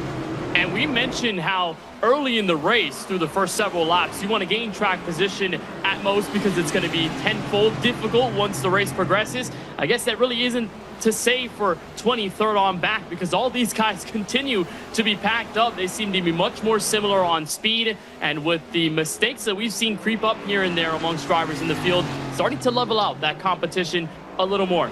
Here's a look at the 35th place car. That is Ethan Lane taking driving duties on behalf of the Junior Motorsports number 88 car tonight, making his first ever Coke Series start, with Matthew Zwack, who ended up running for LaPrade last week at the virtual Dover Motor Speedway. So good to see Ethan Lane getting his shot in the Coke Series for 2025 on the road course. And again, our thoughts and love sending out to Briar LaPrade, who's still dealing with a difficult time, and we can hope to see LaPrade sooner than later back on the racing circuit here in the Coke Series. But again, all of our love to LaPrade, a great guy and a great driver, as Lane tries to fill in the duties, keep that seat warm as much as he can, running 35th right now. Good battle building up inside the top 20. That is Zach Novak holding the fort against Michael Guest and Graham Boland heading into the left-hander through East Congress Plaza Drive. Yeah, move made on this lap then by Zach Novak over on Michael Guest, and that was coming out of turn 5 and through towards turn 6. So on the other part of the Columbus Drive, that is the wall, getting a little bit of a clobber there from Zach Novak. He's got to avoid that a little bit, otherwise the steering is going to fall out a little bit more than it is, and you really are trying to work with a car that can really plant itself in the middle. The moment that you get a car feeling tight on entry, loose on exit, it's one of the most deadly combinations that you're going to be finding as you go around. And so you're looking and searching for something that is there in terms of grip, and you want a car that's going to feel like it's on railroad tracks. You want a car that's going to have all of the pliability to go into the corners and do exactly what you want it to. In these hot conditions, I'd expect that a lot of drivers are going to be dealing with understeer issues right now, especially trying to get it stopped. As we're going to take a little look further back, this is with the number 8. So this was Blake McCandless finding out just how difficult this circuit is. This looks like it's the run down towards turn 6 out on circuit from a mile back. Tries the 7 to go and make that move, feeds him the wall to make that happen. Femi Alaton-Bosun needed the Hubble telescope to make that pass. Oh, it was way back, diving into the corner, using every bit of the brake rotors there at the front end of the race car. I'm sure McCandless probably not too happy about that move, getting a piece of the wall, and in came Quabi Scott to make it a 2-4-1. So all of a sudden, McCandless drops a couple of spots. We get a good look at this battle building up inside the top 15, led by Dylan Alt, the 47 Hayek Motorsports entry, with Ryan Luza and Nick Ottinger right behind. Ottinger just trying to right the ship after what's been a rocky 2025 season for the Audi boss, after capturing 2 poles, first at Rockingham, second at Dover Motor Speedway just last Tuesday, but hasn't been able to put the final puzzle pieces together to capture a win, or at least to get some great finishes, but doing so far well tonight with Ryan Luza, who, Jake, a part of this FGR Excel camp alongside Seth the Merchant. This team has really come alive in the late stages of this regular season. You think of the last 4 races for Ryan Luza, and you end up thinking about 3 races out of the 4 in the top 10. 2 of those second place finishes, the one coming at the virtual Nashville Super Speedway, and then the second coming the way of what was the Dover Motor Speedway just last week, behind the eventual winner in Vicente Salas. So good news for FGR XL. They are starting to find their groove as we get that look with Ottinger down into the corner, trying to chase the 12 car. And even here, 15th position right now for Ryan Luza. It's been almost an absent style race for him. He's gained 1 position over the course of starting in the sprint to where he is now.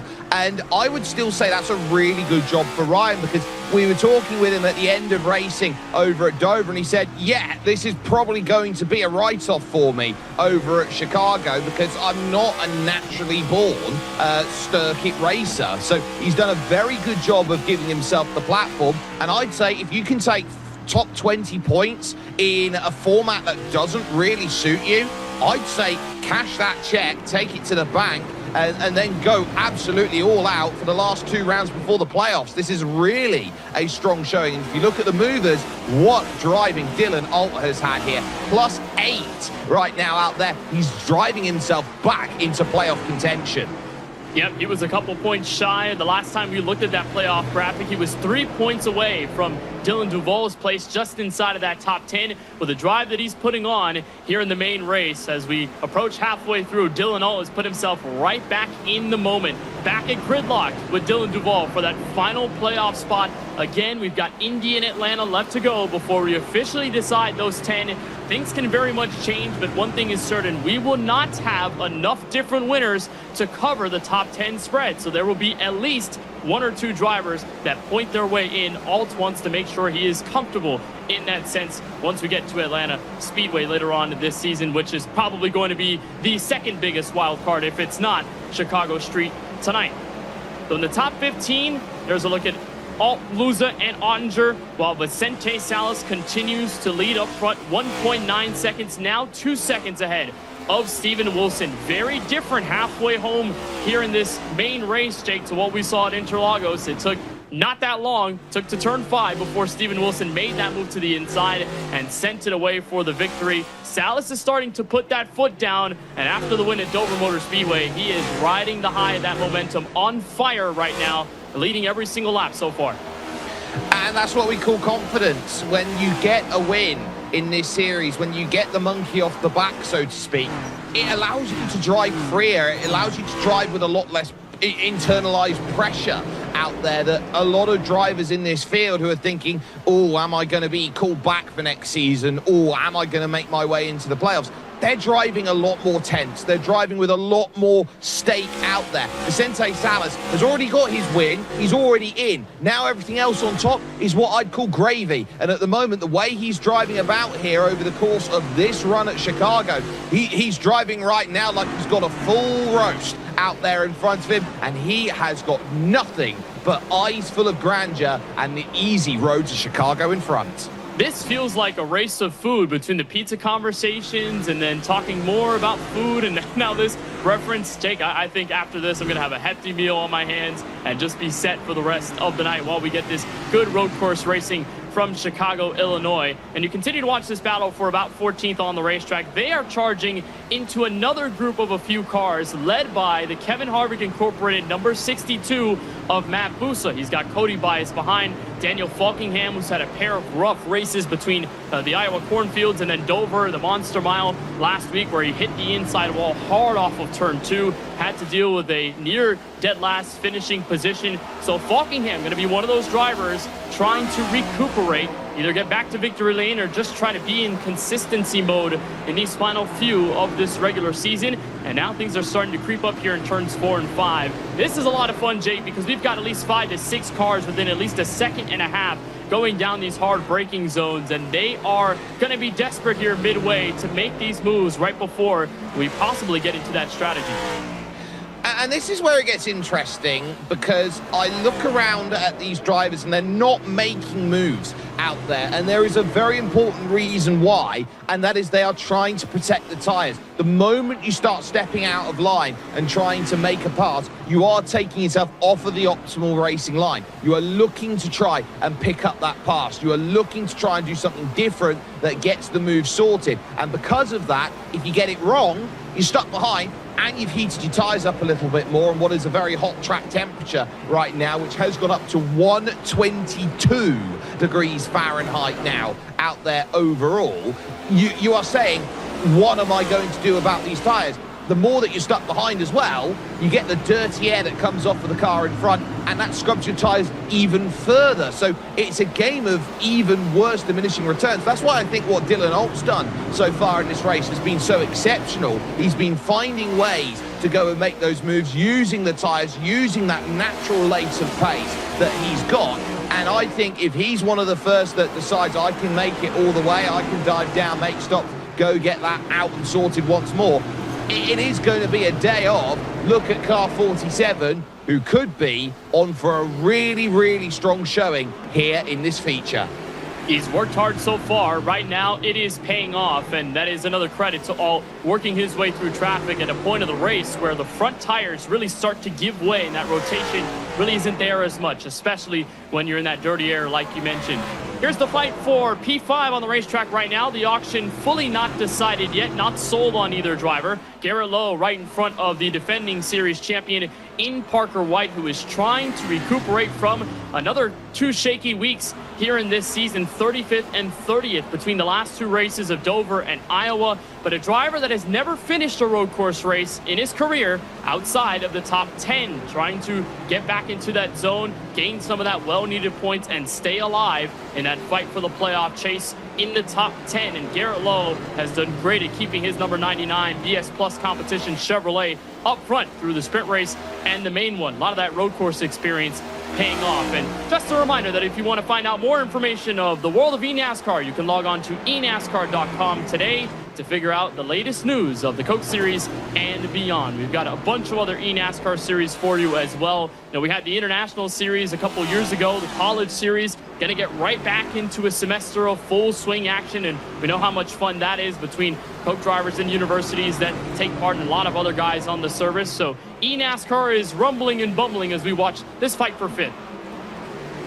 We certainly do, and Garrett Lowe really making a lot of work out of being in front in 5th position. Now 3 seconds off the back of Casey Kerwin, and is going to have to work about 2.5 we've got it now at this stage, and he's really having to work hard using all of that Euro NASCAR skill. Of course, the partnership between iRacing and Euro NASCAR coming through over the last week or so is an incredible thing to see when it comes to all of the action. But a little bit further back now becomes the interesting case, out of 9 and 10 into turn number 11, and they are stacking back behind Ryan Loser. So this is Daniel Folkingham trying to find a way through, and Nick Ottinger, who is there in place. Folkingham has lost the place to Dylan Alt, has lost the place to Ryan Loser, and so 2 places gone, both of them going at the same corner. Turn 6, it was Alt who threw it down the inside and effectively gave a little bit of a shove as he went by, and Ryan Loser went cookies.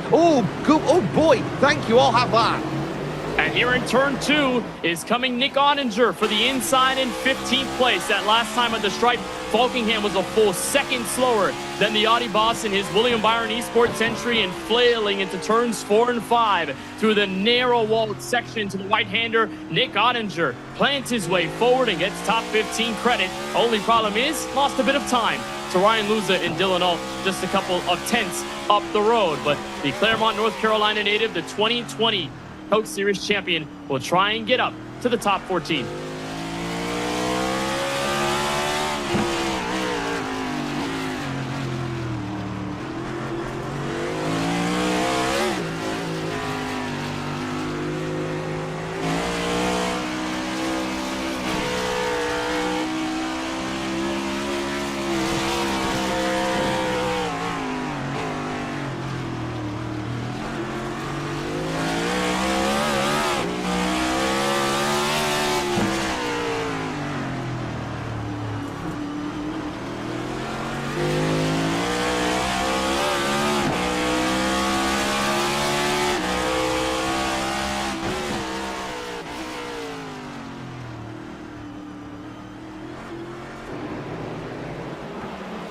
Good look on board with the Logitech G, number 25 of Nick Ottinger, as all that space lost between himself and Ryan Luza has seemingly come back to about a car length or 2, and that potential fight may be underway for top 14 credits as Ottinger weaves his way through back to turn 4. And you didn't get a good look at it because it wasn't the in-car camera, but Jake, we see the flailing through the gears very often, and drivers, depending on their setup, like different gears in these low-speed corners. Some drivers be more comfortable in second gear, some drivers like to get the pure acceleration off of first gear, but it's a real big balance of, do I want to be in first gear, maybe chop off more of my rear tires than I would like over the course of the run, or stay in second, be a little more comfortable on the revs, but perhaps not use as much of that acceleration when you get off of these very tight left and right hand corners. It's a good, interesting moment there with Nick Ottinger to hear himself rolling through the gears down and up as he rides around this track with about 10 laps to go.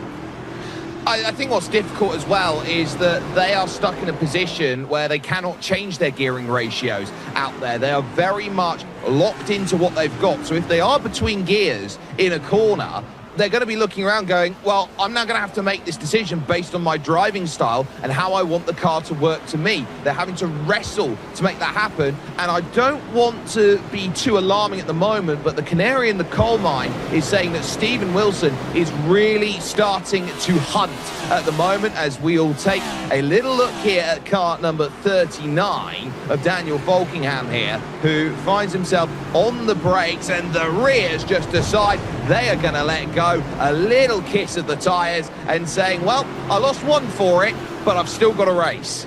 And he lost about 3 positions just in that moment. He's back in 18th now behind the E-Racer number 69 of Tyler Gary and the 5 car for Jim Beaver Esports of Nate Stewart. So the rear tires lock up or the front tires lock up. Either way, the car goes for the slight spill, and thankfully Folkingham got away without any totaling suspension damage that easily can take you out of a race like this inside the final few. Here's the onboard look from Steven Wilson, who last time was about a full 10th faster than your race leader on the racetrack. And remember, back in the late goings of the sprint race, wasn't enough time for Wilson to make up the ground, but Jake, he was closing in, and that was something of notice. So with a lot more time left in this race, many more laps to go, Wilson can try to finally put an imprint of this off of turn 2. He's within a second.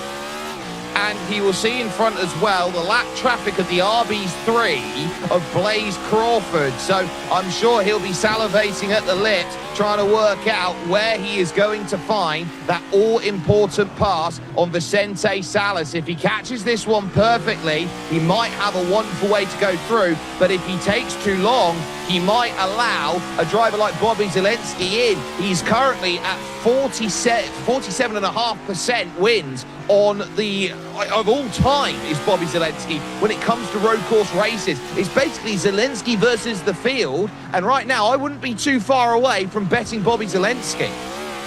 And look up the road. That is lap car Blaze Crawford going to let these two drivers by for the battle for the race lead into East Congress Plaza Drive. But that was a big moment. It kept Wilson within striking distance, although he is still faster. That dirty air right up in front of the 11 car for the first time all night long may have just allowed Wilson to get that bit more of an advantage through the tight bottom sector of this street course and off of turn 12. He's now within 6 car lengths of the race leader. They'll cross the line for 8 laps to go from Chicago, Illinois. And now in the rearview mirror looking is Vicente Salas. Jake, what do you think now as you try to mount on this defense from the best driver of the series this year?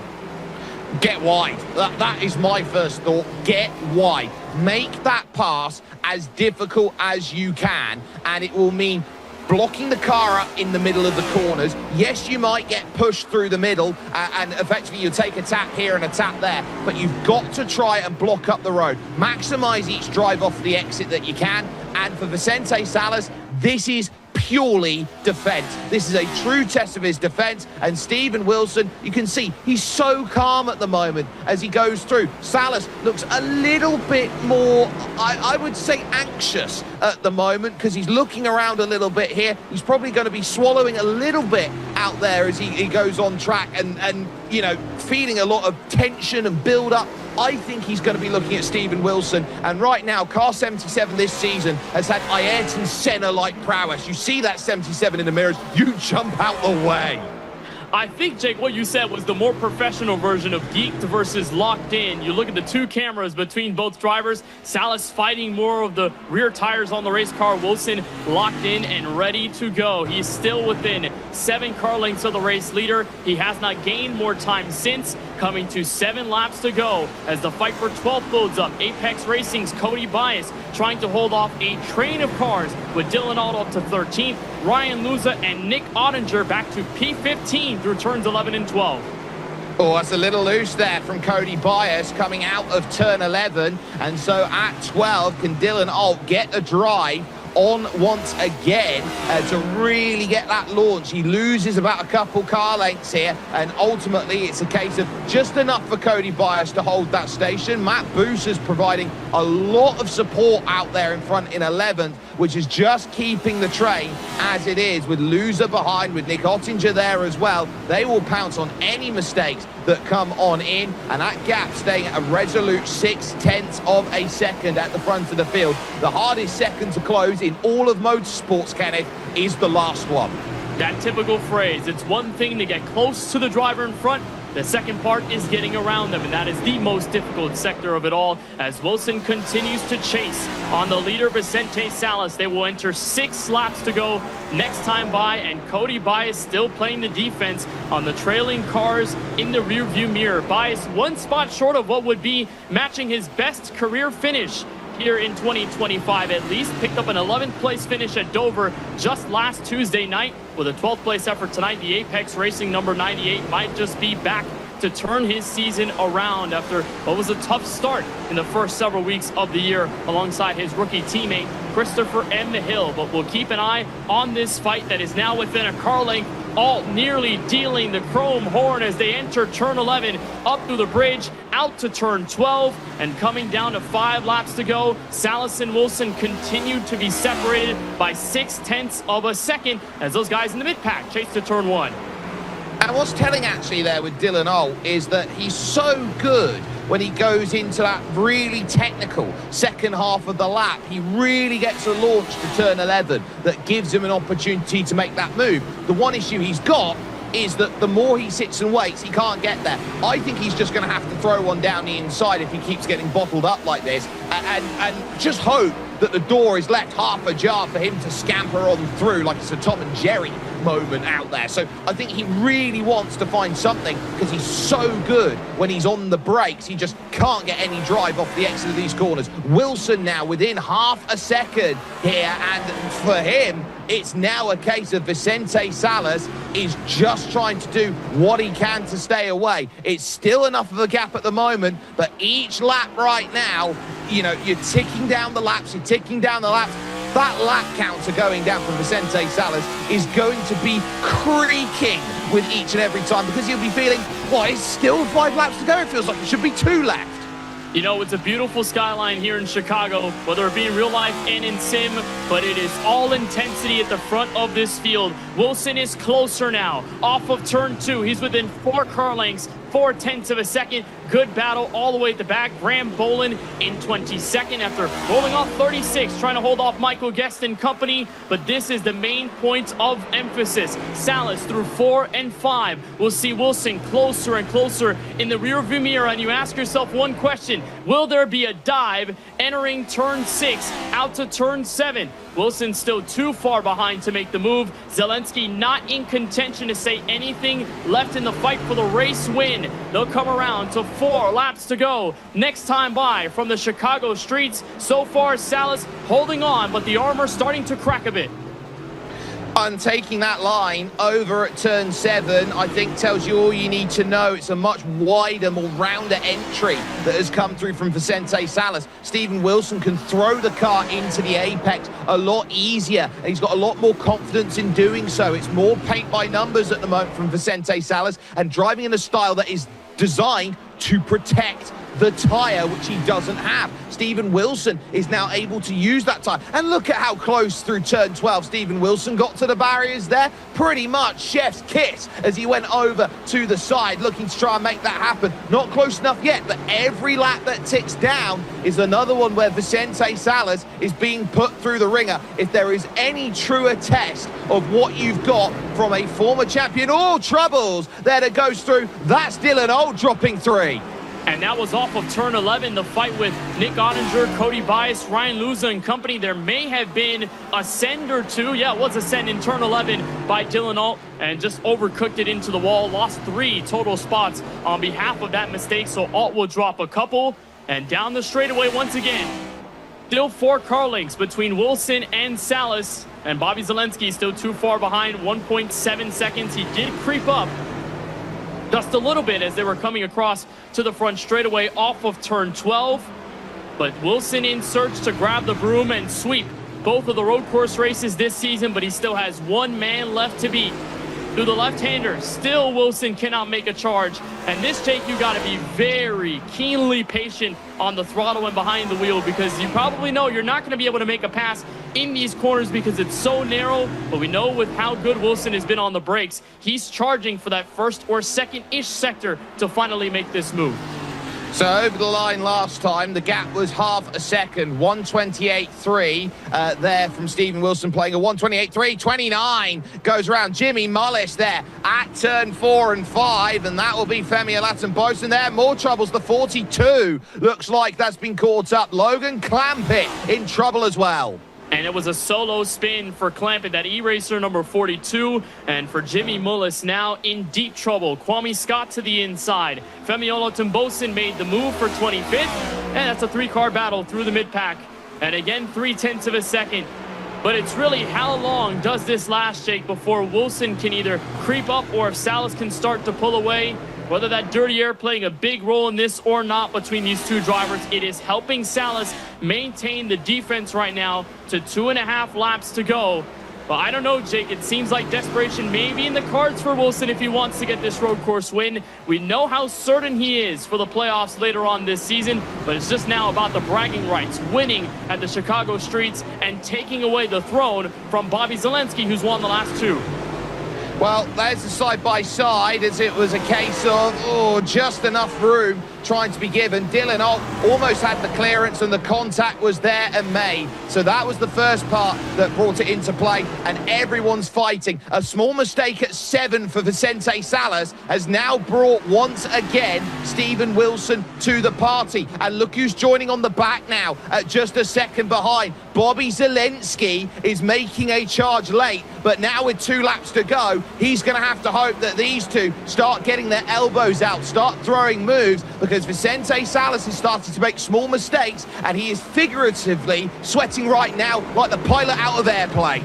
This is starting to look like the mirror image of Interlagos. The top 3, Salas, Wilson, Zelensky, as they come off of turn 2. They head for the fast turn 3 and back under the brakes in turn 4. That time, Vicente got the best of Wilson, kept it by at least a tenth more than at least Wilson would have liked. He was within 4 car lengths, and Salas can now pull away. But how much of a factor will Zelensky be in the final lap and a half here from Chicago? Can he put the fire to Wilson and help Salas pull away for his 2nd win of the year? Wilson is fighting the race car off the corner, the rear end, stepping out over the bridge. Salas going through East Congress Plaza Drive for the penultimate time, still in the lead, and there's the difference. It's not much. It's a car length and a half going through 8 in towards 9 and then over through 10 and 11. This is the last great places to go and make these moves. Steven Wilson not looking to risk this race at the moment. Vicente Salas, who has driven flawlessly, has led 44 laps of racing here tonight. Here from the racing excellence that we have seen at Chicago. But Steven Wilson now takes the white flag waved by Barney. Now he's got to think about where, not just when, where. Zelensky stalks on the back, looking for each and every chance. But is there going to be a throw at turn 2? Down the inside, trying to open up, pry it open with a crowbar. Steven Wilson with the inside, heading to turn 3. Money as far as money can get. Here comes Bobby Z. And what a power move in turn 4. Zelensky's there and he's in the wall. He'll catch Wilson and Salas as they come down to turn 5. Absolute mayhem as Wilson planted in the inside of turn 2. Thought he had the race lead. Zelensky sent it all through, and the money just might be wasted in this final lap. Dallas now a 2nd and 2/10 above the 2nd place car in Zelensky.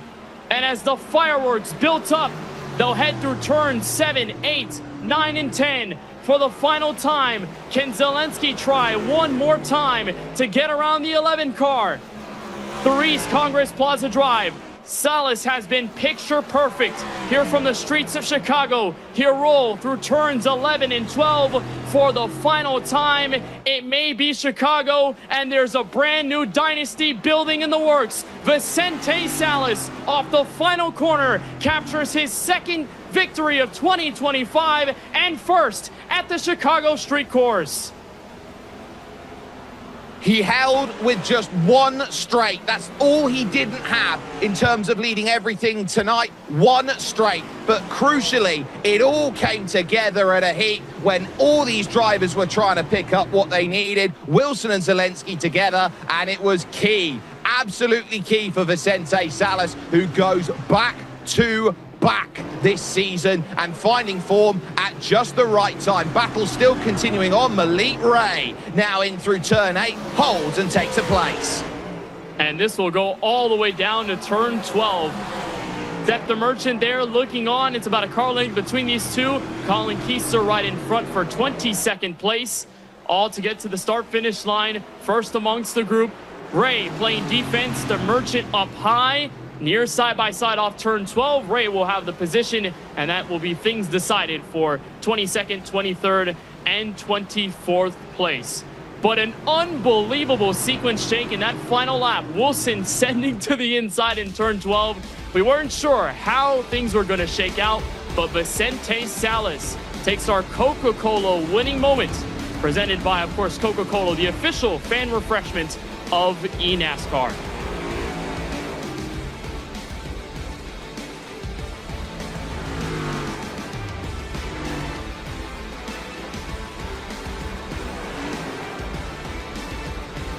Well, let's tap in with our Coca-Cola move of the race. It was going to be Tyler Gary, but we have to talk about this final lap. Jake Wilson got close enough. Turn 1, he was near. Turn 2, he was there to the inside. And that's exactly where the bomb explodes here between the top 3, and everything is for play.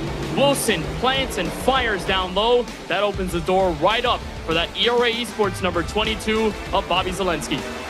The tap was fair game there from Steven Wilson. It was a perfectly executed pass, but Bobby Zelensky going with the Hail Mary, and at the last moment just runs out of road on that outside. We call it a funnel shoot through turns 4 and 5, and Bobby Zelensky there. Steven Wilson, I'm sure, will be having words down in the virtual garage after all of that, because Vicente Salas, whoo boy, got a lifeline.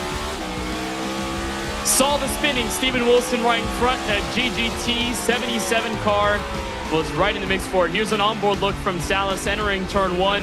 Wilson gets close enough, fighting the rear end of the car, and that's where he points his nose to the inside.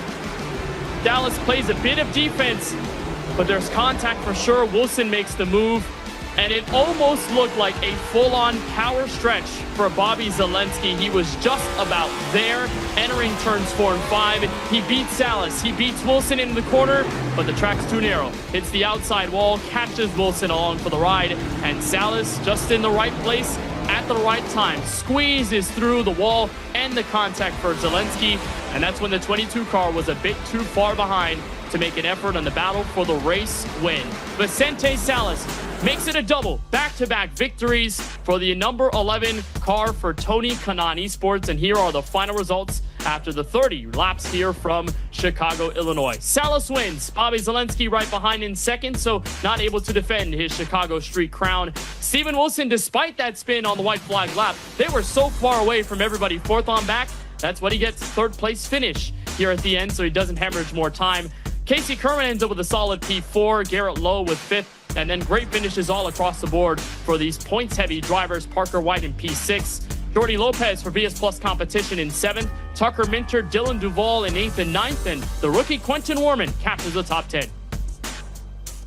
Looking over the page there, you got Matt Booser, who ends up in 11th. Cody Bias will end up P12 on a day that started well with qualifying and started to fade back. Nick Ottinger made great gains, and Dylan Alt would find 14th ahead of Ryan Loser and Nate Stewart. Tyler Gary having a big run on the opening lap of the race, goes up to 17th with Daniel Falkingham 18th, 19th for Zach Novak. And get this for your biggest mover, Kansas City Pioneers, 16 plus for Graham Bolin.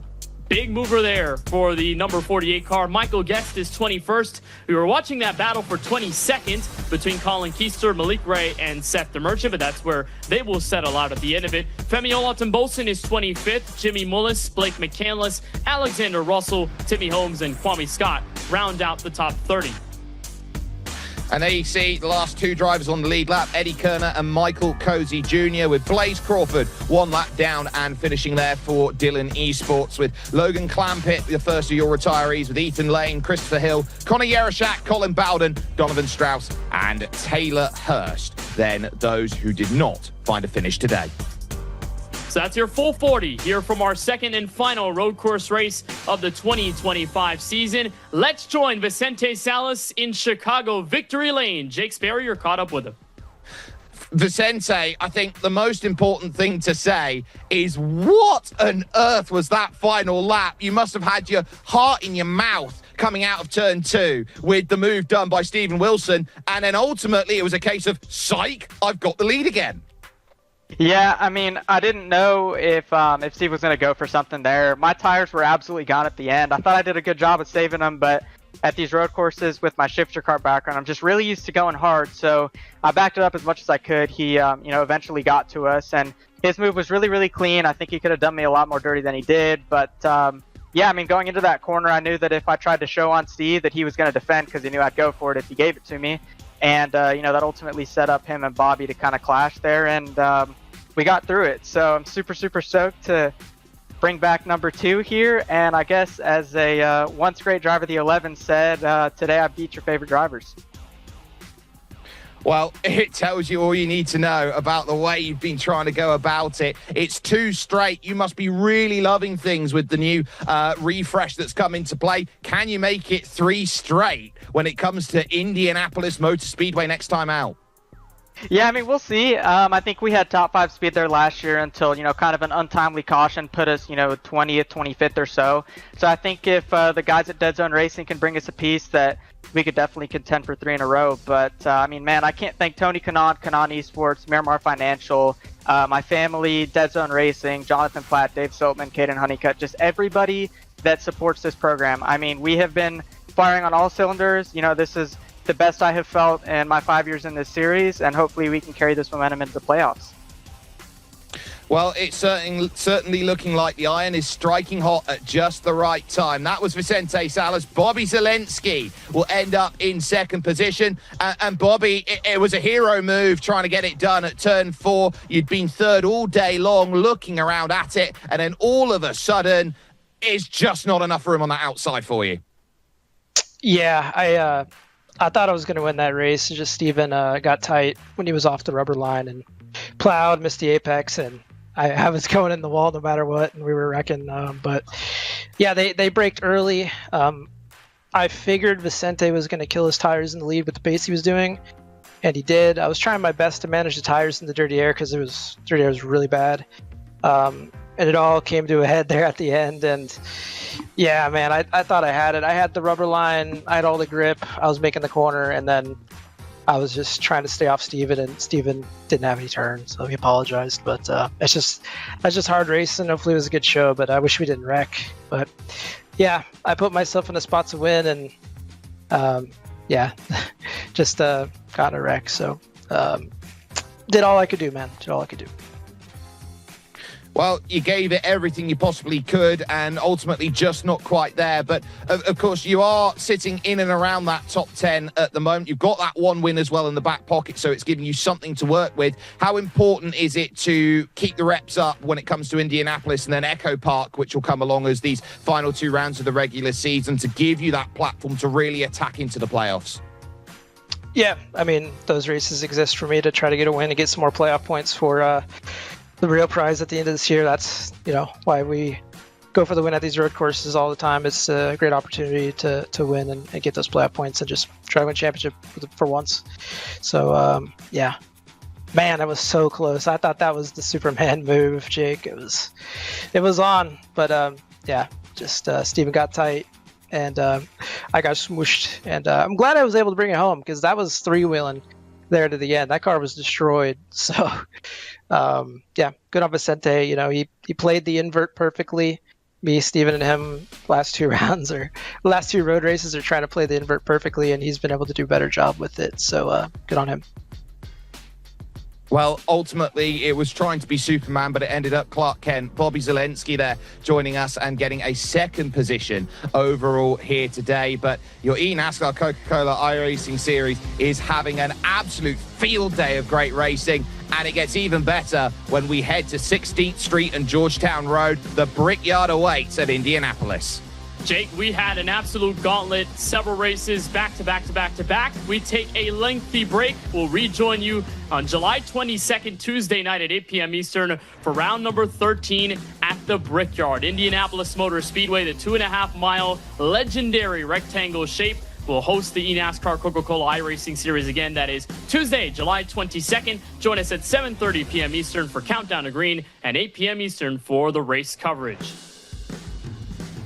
Well, Jake, several races left into the playoffs, and this one gave us another absolute fire starter. Vicente Salas getting the victory. We almost thought it would be certain until that white flag came out. What takeaways do you have after our final road course race of the season? You make your own luck in this world, okay? You don't have the ability to say, oh, I got lucky, I didn't get lucky. If you continue to do the right things over the course of the season, the racing gods will give you an opportunity. And for Vicente Salas, he did 44.2 laps absolutely perfectly, lost the race lead, and the gods said, you did such a good job, you didn't deserve to lose that race lead at all with the way you drove. Here, I'll give you a gift of Bobby Zelensky trying to go around the outside to make that move. Ultimately, it's going to be a case today of these drivers are trying to throw what they can at the books. And the one big takeaway I'm seeing is the drivers who are going to be up there fighting for the championship at the end are the drivers who are doing really well in these road course races. If you want to be in this eNASCAR series, if you want to go and be at the top level, my suggestion, actually practice the road course races. That's what's going to get you to that next level to say, I'm in the playoffs. That level of diversity matters so much, especially in the modern world of eNASCAR with the dawn of the next-gen car. But 2 races to go until the regular season closes. Indianapolis and Echo Park Speedway. Playoffs are upcoming as we had a phenomenal race tonight from the virtual streets of Chicago. For Drew Adamson and the entire wonderful and outstanding crew at iRacing to make this all possible, and for my colleague in the booth tonight, Jake Sperry, I am Kenneth Bueno saying so long from the Windy City, and a huge congratulations to Vicente Salas. Back-to-back victories in 2025 as the field chases to the Indianapolis Motor Speedway on July 22nd. We'll see you there.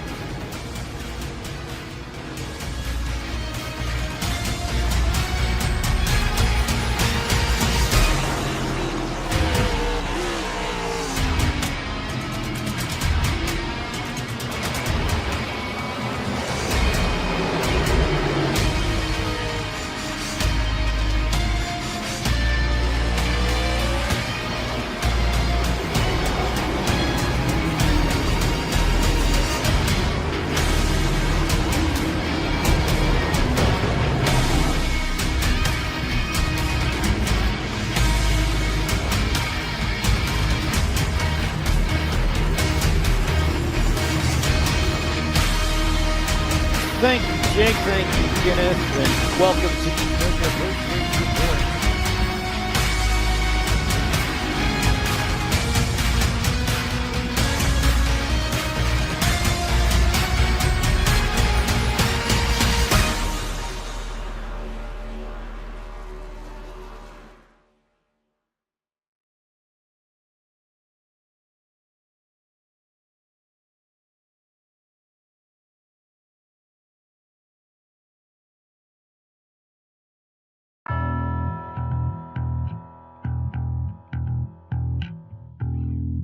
Thank you, Kenneth. Thank you, Jake. Good evening and welcome to the Sunoco Post-Race Report for the eNASCAR Coca-Cola iRacing Series at the Chicago Street Course.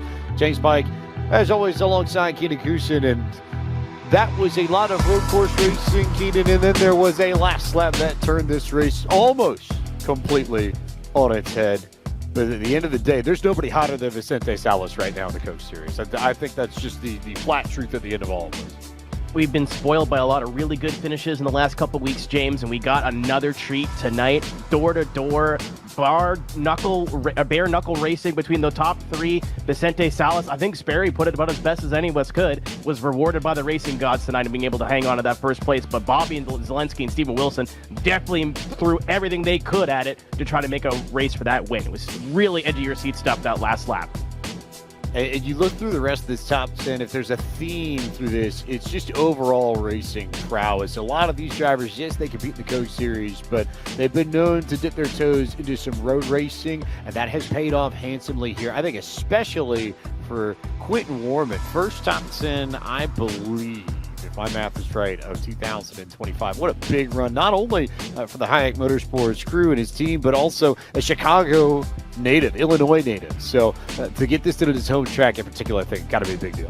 Especially excited that we're going to be able to talk to him later. Like you said, it's a home track, as home track as you can get. I'm sure that meant a lot to him. And to your point, a lot of the regular names here. But keep in mind, a lot of these names too, James, are just starting to break out and be constantly in this top 10. Jordy Lopez has been on an upward trend.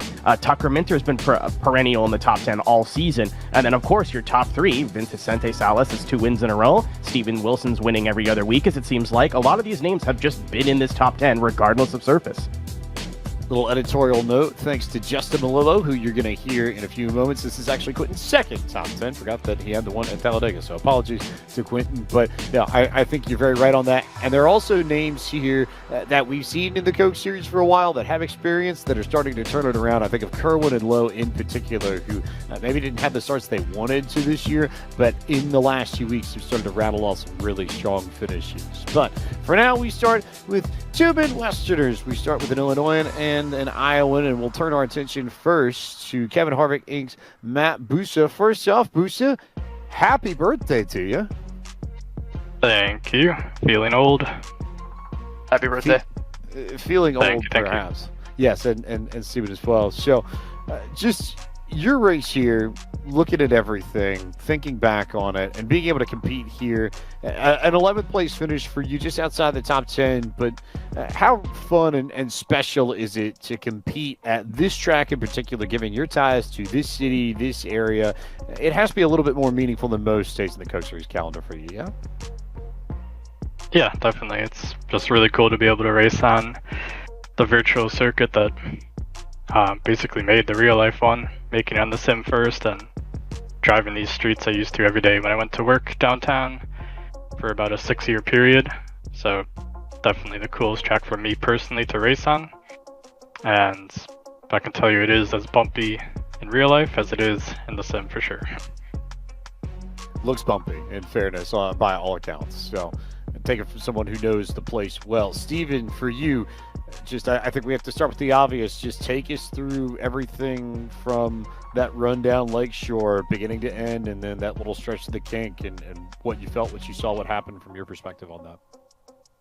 Yeah, it all stems down from being a 1,000th and a half too fast in qualifying, and I start 5th in a heat instead of 1st. So just not playing the invert right by 1,000th, and then having to play catch up. I'm just sitting behind him, save tires, and then I was like 3-4 tenths faster until I got within 7 tenths, and then just light switch, 0 grip. So evened out with him, and then finally just had to send something on the last lap. And I feel like I made a pretty clean move, just a little touch, but I was there and I didn't even lock up, which I was surprised because I drove it in pretty deep, pretty hard on the brakes. But once I got to the inside, I knew I had to block him, but when you're not on the rubber line, you have 0 grip, and I just was going 20 miles an hour slower than I did the lap before and still couldn't make the corner because I'm not in the rubber line. So it's just what we have to deal with the tires right now. Just have to sit there and save, can't run in dirty air. So just have to make a move, and I just squeezed Bobby there in the end eventually, just because it's just how it is.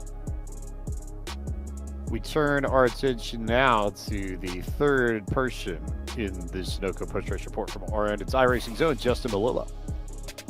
Thank you, James. I'm going to stick with Steven here for the second. One of our pre-race questions that was asked to our pre-race host was if Steven Wilson is going to be able to break Nick Ottinger's record from 2013 with 6 wins in a season. And you've had a lot of close calls this season, tonight being one of them. Looking ahead, you got 6 more races to get 2 wins to be able to get that record. Do you have any 2 tracks in particular that you have circled besides Homestead, I guess? Because I know you want to get that second championship as well. Yeah, I was going to say records don't mean much if I can win 16 races in a year and lose a championship. But yeah, if I'm going to go for a record, I guess I'll just run, we won Texas last year, so confident there. Indy on this new build is honestly not going to be any fun at all. So we'll get through that one next week. Hopefully we have some good Q pace, but just right now, honestly, just trying to figure out the new update, how we have to bring the tires in, and just you can't drive behind somebody at all. So just trying to figure out the build first and foremost, just so we can get down to the playoffs and finally show some speed, hopefully, because I can't just drive through the field like I used to without blowing it off. So but Texas, I would say short tracks have been good, so maybe Phoenix as well once we get to the playoffs. And Matt, I'll turn our attention back over to you. Also, happy birthday to you tonight. I feel the old. I just turned. I just had my birthday a couple of weeks ago as well, so I feel you on that. You've been definitely turning it around these last couple of weeks, and that in part we talked to you. I think it was either a week ago or 2 weeks ago, and it has to do with this update. What tracks do you have circled in these last 6 races? I know you're a winner at Atlanta, but it was an older version of Atlanta. But what I think you've also got a win at Michigan as well. So what tracks do you have circled in these last 6 races coming up? All of them for me, because everyone's going to be important to try to get to just the top 20 cutoff. Unfortunately, that's my situation this year, just trying to make top 20. And yeah, since the update, we went from I think 58 points behind the cutoff down to 30 now, so we cut it in half in just a couple of races. and we got to just keep that momentum going. So every race is going to be important. As far as looking forward to, I would say Phoenix would be the top one for me, and Atlanta would be the one I am not looking forward to the most, because it's really out of the driver's hands there. How you finish, just gotta hope you miss the wrecks. Fair enough. Thank you both for your time. I'll turn it back over to Keenan and James. Just as a reminder to everybody, we are taking questions from our Twitch chat. If you have something you want to ask one of these eNASCAR drivers, please let us know, and we might be able to get that done. Matt, again, everyone is also going to wish to tell you happy birthday. We got you on the mic first. Where are you going for dinner? What's the plan tonight? My girlfriend's just making something. My favorite meal. Yesterday was actually my birthday, but I had some other plans with family there, so now tonight is kind of like when my girlfriend's going to make her a special meal for me, so some home-cooked food. I can smell it already, so looking forward to that. And I'm going to ask you what it is, too. You can't just say meal. I'm hungry. I want to know what it is. It's got to be pasta. Attaboy. Can Steven come? Is Steven allowed to come, too? Is there enough for both of you? A little far away. Oh, you know. It'd take me a minute. Technicalities. He's only got like a 3.5-hour drive, and with how fast he's been this year, he can probably make it in 2, so. Not anymore. we're not in Iowa anymore. It's a little longer now. Where are you? Yeah, North Carolina. What the heck? Yeah, it'll be about 12 hours. Hey, I'll be there this weekend. I'll be at the race, so I'll be in the area. Solid. While you're in the area, you should come to Sim Race in Chicago. Hit me up. I'll get you in for free. Oh, cool. Yeah. I hope that offer is extended to everybody on the broadcast team. Matt, as somebody Yes, from Chicago, there's going to be a lot of people vacationing, going there for the first time this weekend. I'm going to ask the same questions to the other Chicagonites that we're going to, I don't know if that's how you say it, that we're talking to tonight, but where we go, where's places that we should check out besides the sim racing hub that you are employed at? What are some not misplaced? I didn't remember the name, man. You caught me. I'm sorry. Oh, good. Well, our second location you should go to as well, because that one has a full bar and a kitchen. So, but I mean, besides that, most of the city is going to be pretty messed up with the street course there. A lot of the museums might be even off limits. I don't know, if you're into nature, 2 hours south there's a really cool state park, and if you're into museums, I'd recommend Science and Industry Museum as my favorite. Otherwise, near Joliet, there's a good go-karting place called the Audubon track, so a couple different options to go to this weekend. If we're looking for a dirty Chicago dog, where are we going for that? Oh, just Portillo's for sure. A classic. Again, this one's for Steven. Question from our chat. We're going to get it from Heroes Motorsport. You won Interlagos. You're third here tonight in Chicago. What do you attribute your success in recent road courses to? What changed? I don't really know if anything changed. I've kind of been steadily growing, I feel like, on road courses. I won one back when Mitchell was in the series in 2022, and I feel like ever since then I've been consistently better. We'd have that one race a year where we'd be pretty good and be able to compete with him. But now, racing Bobby and Vicente, and we were the same three when it was an open setup race in Brazil as we were in the fixed setup race here. So obviously we were all pretty close. I feel like tonight my long run was pretty good, just with how the tires are falling off. But yeah, I feel like I'm just kind of learning something new every time, and I try to apply what I learned to each different track that we go to, and just growing, getting more used to my setup and places, and just getting more comfortable with the brakes. The brakes are the biggest point, so if you know what you're doing on the brakes, then you'll be fast. Once again, if I know nobody got me, I know Heroes Motorsport got me. You mentioned this just a little bit earlier, that we spent all that time talking about you being in Iowa, and you delightfully didn't ruin all of our jokes and stuff we had planned last week. But what brought you to North Carolina, if you're allowed to talk about that? Yeah, I was just kind of feeling a move. I graduated college in May, so coming down here, kind of look through the jobs. I don't have anything fully set in stone, but I've kind of been in the works with something. So it's just kind of being in the area, being close to the industry. It's where I've wanted to work my whole life in NASCAR, so I just might as well put myself in the area. And being on Spire, obviously I have some connections and people I can talk to on this team as well, and build relationships and see where it goes. Well, of course, you guys both know we have our question of the day.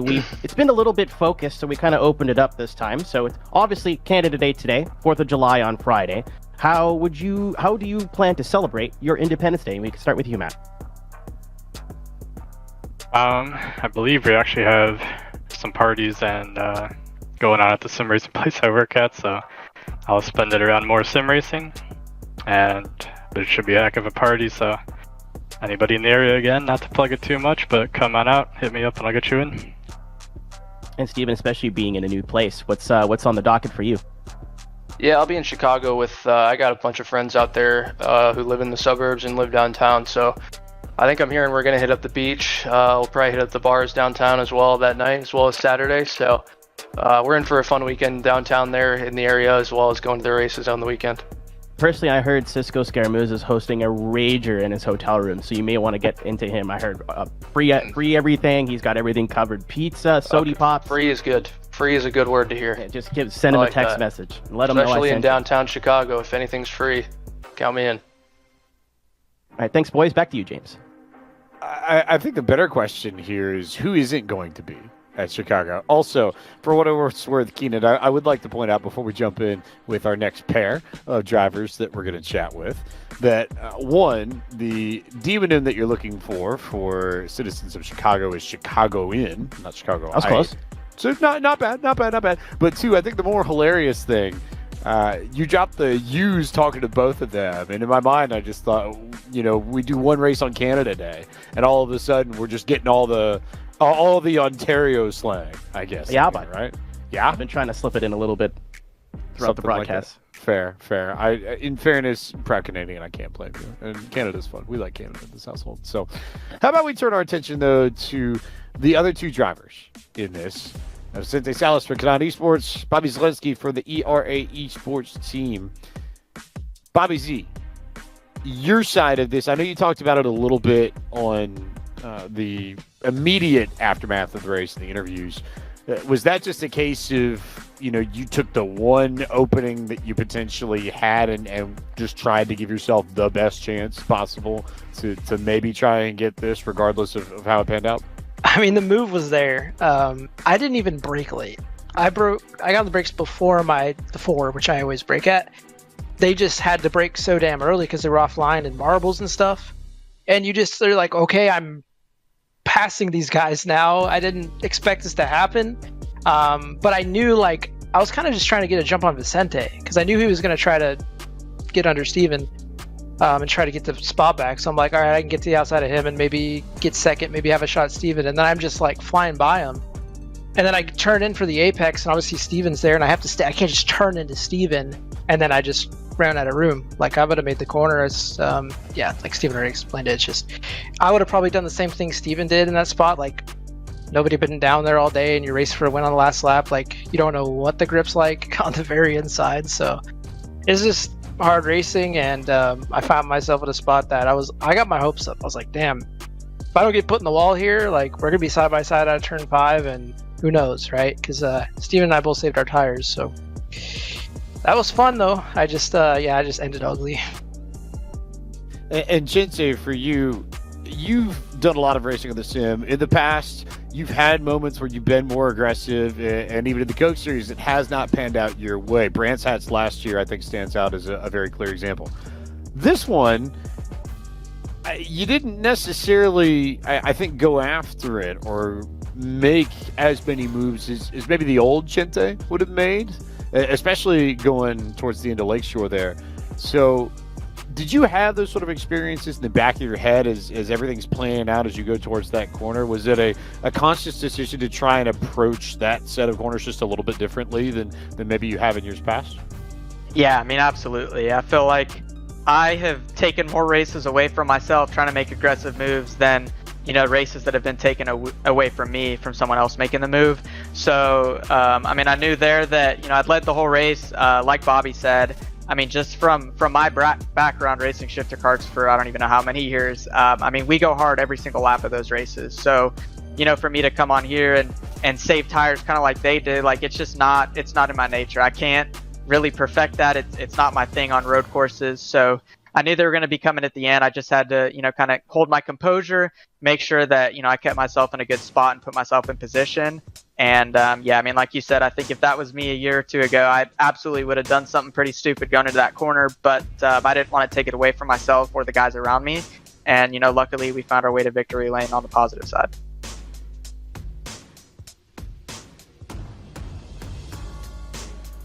Justin Melillo, let's get your take on this. I know you've got plenty of thoughts here. Yeah, sure. I got a couple thoughts. I'm hopefully the first to tell you both congratulations on locking into the 2025 eNASCAR playoffs. The math don't lie. Both of you have enough points. You got the win. Nobody else can knock you out. So congratulations on that. Chente, I'll start with you. Looking forward now, you had last season where you got so close to making the championship 4. Now you've got 2 weeks that you can go ahead and prepare to get either 10 more points, 15 more points if you can get this stage or segment 3 win. And then you got the 3 races in the playoffs itself. What do you need to do in those 3 races to make sure you're one of the championship 4 this year? I think we need to do essentially what we did last year, just a little better. I think that we capitalized in those races. We were in the top 10 every single race. Michigan, we got wrecked, 3 some odd times. Texas, we led the opening segment of it and then kind of fell back at the end because our car just wasn't great there. And then I think it'd be pretty hard to argue about Phoenix. I think we had the best car there. We led, 80 or 90 laps out of the 120. So as long as we can, be consistent and run, top 10, top 5 like we've been doing all year, and I've got Phoenix circled on that list. I think that we'll have a really, really dang good shot at making the Final 4. Bobby, I'm going to now bring the attention over to you and ask you about what happened this season. You're the road course king. You have 10 wins on road courses. You didn't get a single one this season. What do you have to do next season to be able to put yourself back on the top of the mountain on these road courses and get back ahead of guys like Vicente and Steven on these left and right-hander courses? We'll see what the format is next year, but the answer is be 100 slower in Q in both races each, because Vicente killed it on the inverts. That's what got him. He was aggressive with it, and he was 1,000th, 5,000ths ahead of 9th. That's the answer. Between the 3 of us, whoever has clean air. If I had clean air, bro, I'm out of here. I ain't getting past. Vicente was saying, he wasn't saving tires, but I knew I had to save tires, so I had an advantage there. If Vicente just saved a little bit, we weren't passing it. So that dirty air is so strong. I was doing some 8th fix today. It's where I learned it from with Steven, because I started first, he started second, and he backed off a second and a half, and then caught me by the end of the race, but he couldn't do anything. So I knew what he was going to do in this race, and I tried to do it too, but then he backed me into Kerwin, and I'm like, I'm going to get past my Kerwin if I go any slower. So the answer is I just got to get better at the flipping the inverts. I'm pretty good at it. I'm getting 3rd, 4th, 2nd, but I ain't getting first, and you got to start first to have the best chance to win. So that's the straight up answer. I think my speed's fine. It's just when you're racing Vicente and Steven, we're all the same pace, so it's just track position, Field has definitely gotten a lot tighter over the last couple of years. Thank you both for your time. I'm gonna send it back to James and Keenan for the rest of this. Question for both of you guys. Straight to Keenan, yeah. Yeah, I was gonna say I'll just take this one. I have a racing question. I'm intelligent sometimes. This is for both of you. We'll start with you, Chente. How much of that last lap moment is you? Obviously, Bobby, it seems like you took it pretty well, and Chente, you won. So. How much of that last lap moment is frustration that maybe you're getting into fisticuffs on the last lap and it endangers your chance of a winning, versus this is fun, we're putting on a great show and I'm having a good time? How is that balanced in your head when that's happening? I think it's just a mix of it all, right? We're here to put on a show. That's why we do it. That's why the series is on, and I definitely want and have tried to keep in the back of my mind, hey, this series, this image, it comes back on me too. It comes back on all of us drivers. So, kind of back to what I was saying earlier, I feel like if that was me last year or a couple years ago, I probably would have made a fool of myself. But, I was like, man, this is a fun moment. It's 3 of us battling for the win. I already have a win. There's no reason for me to do anything dumb here. And, I think we're all competitors at heart, right? We enjoy the competition. We enjoy trying to be the best of each other.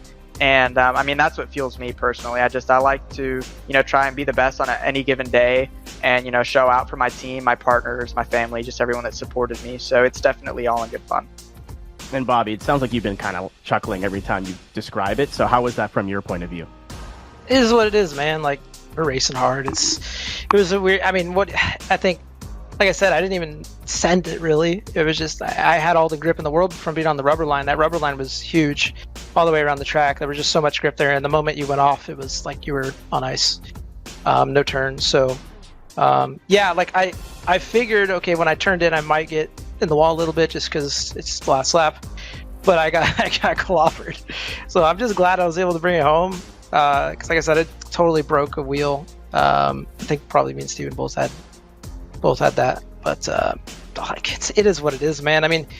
I wasn't in it until that moment anyway. It's not like I was leading or something and that happened. So I had my one opening, and that opening closed up right past the apex, and we were in the wall. But it's just racing, It sucks to it sucks for Steven, But I would have probably made that error too if I was in Steven's spot, like I said. So it's a lot of fun. Yeah, man. It looked like you had a big smile on your face again too. It took it in stride, and I give you both credit for that, especially in such a high tension moment. Question from the chat from somebody that might be a little bit familiar. It is Parker White's mom, Trisha, and I will do it to both of you. We'll start with you, Bobby. Could we expect to see you in any of the Road Course Pro Series just to kind of get a little bit more road course experience, whether that's PESC, IMSA, IndyCar? Is anything catching your eye, or are we going to see Bobby Z in more than just the Coke Series? I've kind of stopped doing all that. I did 4 PESC seasons, did, I guess, 6 contenders or something like that. And I guess it just depends on when it starts and all that. Because, the biggest problem with me running in PESC those seasons is, it's at the same time as NASCAR. I'm not going to practice for it. I'm going to practice 2 days and be bad. So NASCAR is my focus. It always has been. And PESC has been a thing to do for fun. If the opportunity presents itself, I'm always doing some road racing. But I got to be smart and prioritize this until the season ends at least. And I'm happy to do that because NASCAR racing is kind of what I do. Road racing is for fun. Yeah, I don't know if I would really venture into any road series. I did do the iRacing Rallycross World Championship. It was 3 or 4 years ago now, 2021 or 2022. And I think we actually won the last race of that series. I think we finished 5th in points or something like that. But it was definitely hard to balance the eNASCAR series and even just the Rallycross series because you get a couple days away from the race and you're so focused on the NASCAR stuff that you're like, oh dang, I actually have to practice for this other completely different series with a completely different car. So, for the years that Bobby did it, it was really impressive to watch him, be super, super competitive in both of them because I know that, it takes a lot of time management and it's learning 2 completely different disciplines of racing. So, I don't know if I'd have the time with my real life racing and everything I do there with this as well. But, if the opportunity presented itself and the right team came to me, I'd definitely consider it because I never say no to a good challenge. So as a big dirt fan, I do remember seeing you in one of those rallycross races. That was awesome to watch. Let's say the weights are taken off, right? There is no eNASCAR, or it's during the off season. You have no other obligations. Is there, again, out of all the other series on the road side, we'll start with you, Chente. Is there anything that's grabbed your eye? Went, man, that looks really fun. I kind of want to put my name in there if I can. That IndyCar Pro Series looked really, really awesome to drive. I think with Tony Kanaan being my boss, I feel like I've got a little bit of a connection to IndyCar, and it's always been one of my favorite motorsports right next to NASCAR. So, I think with the oval aspect combined with the road course aspect, kind of, a strong suit from NASCAR, and then my background doing shifter karts, I think that, we could find some pretty good success there if that series was to come back. But I'd definitely be eyeing that one. Yeah, I'm down to race whatever. I've pretty much done it all. I even went for IndyCar Pro last year. It was really tough though because I was in top split, and that was honestly, it was harder than the actual World Championship that ended up being because you had guys from second and third split move up. was really tough, and I just missed out by whatever amount of points. I was doing that and PES qualifiers and NASCAR at the same time last year. Probably too much racing. So I didn't do too hot at IndyCar. I was all right at PES. I was pretty good at Rallycross when it was doing, and I've done some GT racing. So I've kind of done it all. And if there's nothing going on, yeah, I would definitely do whatever made the most sense at the time. Whether it's PESC again or even some IMSA. Like I haven't done that yet. I've done GT racing and endurance racing and 24-hour races, but I've never done IMSA. So, like, I don't know. I'm a racer. It's pretty simple. All I got out of that is, and you heard it here first, is bring the Rallycross series back. That's all I heard out of both those. Question from the YouTube chat from user Bull. We'll start with you, Bobby. What age did you get into sim racing, and what was your motivation? Well, proper sim racing, I was like 18. It was with iRacing. That's the first time I used like a wheel and pedals on a game or a sim or whatever. But I raced go-karts for a year when I was like 8. So that's not like I had no idea what I was doing. And I always played like NASCAR games on PlayStation 2 and Xbox 360 since forever. So I was always into racing from as far as I can remember and playing racing games on a controller. So like it was just always something I liked, and I'm like, yeah, racing's pretty much the best thing going around to watch and do, and I want to be a race car driver, and haven't had that opportunity yet, but I do it on a computer and it's pretty cool. So yeah, I just always really liked NASCAR, and it's like I want to drive on a computer on it. It's fun. The pipeline, I think a lot of us went under. Cincy, yourself? Well, I mean, I kind of like Bobby. I've always wanted to race. Whenever, it was the weekend or, Friday night, Saturday, it was always racing on the TV for me. I didn't really watch many movies or shows growing up. It was just always strictly racing. So, once I got my Xbox, like 4th or 5th grade, something like that, all I played was the NASCAR games, the Forza games. And, finally, I think it was 2017 or 2018, I finally got a sim rig. Didn't really take it too seriously until Road to Pro in 2020, and that's when I kind of locked in on it and knew that there was something to it here. And the last 5 years have been a blast. I feel like I've grown a lot as a person through this series, learned a lot of lessons as a person, and I definitely wouldn't be who I am or have the lessons learned if it wasn't for this series. So grateful for all that the sim racing has brought to me, and I think I can confidently say that I wouldn't be anywhere near where I'm at in my real life career if it wasn't for iRacing. So just super grateful. Question of the day to both of you, and before we let you go, obviously I'm a little biased here saying today's Canada Day. 4th of July will be on Friday. How do both of you plan to celebrate your Independence Day holiday? We'll start with you, Bobby, sorry. I'm boring as hell, so probably not a whole lot. But just hanging out with some, I'm simple. I race, simple, easy, best thing. Just hang out with family, friends, stuff, kind of deal like I normally do. Had quite a few July 4ths in my day, so nothing crazy planned at the moment, just chilling, and I definitely won't be doing any iRacing practice on July 4th, so yeah, just hang out, enjoy life, I don't know. I got a couple friends in town. One of my best friends, Donovan Strauss. I normally, go hang out with him and his family on big special events. So I'll probably be hanging out with them, having a good time. But definitely just relaxing a little bit, getting geared up for the second half of this year and the season that's coming towards us. So, well, fellas, we'll leave you to it and enjoy your Independence Day. Have a good rest of your week, and hopefully we'll see. Best of luck for you next time. Thank you very much, and have a great night. Two of the main stars in all this, to two of the rising drivers in this, and two Chicago area natives. How about Quentin Warman for Hiak Motorsports and Eddie Kerner for Six Carbon now joining us in here. So I think for both of y'all, and we'll start with Quentin, if for no other reason, because he's on the left side of the screen, it makes it easier for us to get a left to right. This experience, racing here, racing at this track, given how close it is to home for you all, how much was this sort of like a bucket list thing on your calendar, knowing that it was going to be an experience that you'd have when you came into the Coke Series and you qualified, and did it sort of live up to the dreams that you had and the way you sort of saw it panning out in your head? Honestly, for me, it being a home race was honestly one of the things on the bottom of the list for me, because I really like that track and how it races.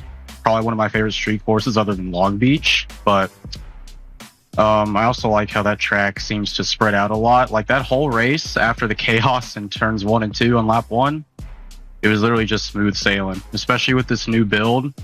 The dirty air is a lot more, so saving tires means a lot more because of that, and it was just really chill the whole time.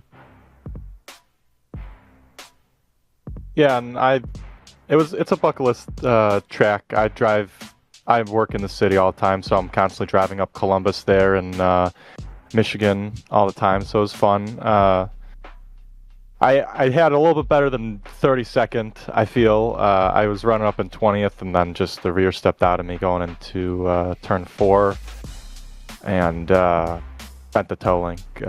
But it had the pace, but it was a fun track. It's a blast. Hopefully we go back next year.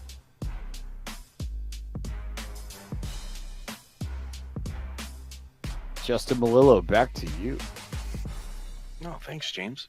Hey guys, I have kind of been talking to everybody about what's ahead for both of you, and again, I'll start with Quentin on the left. How has the rookie season for both of you gone? Like, how is your rookie season up to this point? We're now at the 2/3 mark gone, and what of any of the next 6 races are you guys looking forward to? So first part of the season went pretty well. Had a few top 10s. Second half, or I should say middle of the season, not really too well. I'm about 25 points out of the top 20 right now, so that's my main goal for this last half of the season. And it definitely helps getting my 3rd top 10 here at Chicago, which honestly I was not expecting. I'm more than happy to get a top 10. And in the coming races, I'm honestly looking forward to Michigan. That's a really fun track, but I'm not sure how it's going to race on this new build because I have not raced it on the new build yet. And probably Homestead as well, especially with the multi-groove racing we got there. And then Atlanta, I don't really know how to feel. I mean, on one hand, my best finish is at a super speedway, but on the other hand, there's no telling what's going to happen there. I mean, it's either you avoid all the wrecks and finish top 10, or you get wrecked and finish like 40th. So, most of the tracks coming up, I like a decent amount. So, hopefully, I can have a good last 6 races and climb back into the top 20. Yeah, this season for me has kind of been one to forget. I think we're down in 37th or 38th in points. It reminds me a lot of my first season in pro, where nothing felt like it kind of went my way. I've had the speed, I feel, to run well inside the top 20 at more than probably about eight of the tracks we've been to, 8 of the 12 so far, but just haven't caught any breaks. In the second half of the season, just looking to learn a little bit more, and definitely looking forward to Michigan. All the 1.5 miles I love, so Michigan, Texas, Homestead. Hopefully Atlanta will be fun as well, and just getting ready kind of for next season, and hopefully whatever Road to Pro ends up being, we'll be looking forward to that. But yeah, it's fun so far, and it's a fun series to be in. I mean, the competition is so good, and always just keeping you on your toes. So yeah. Eddie, with yourself being local, have you ever found yourself driving the track? Like, just done a lap of it just to see what it's like to be behind the wheel, even though the streets are still open to the public? Oh, all the time, yeah. I'm always going down to right at the end of, what is that? Lakeshore Drive there. That building, the Field Museum right over there. I'm always working over there, so always driving the trucks down there, doing some events and stuff like that. But yeah, I'm always driving down Lakeshore, Columbus, and Michigan. So yeah, I've taken a few laps around the track in my car.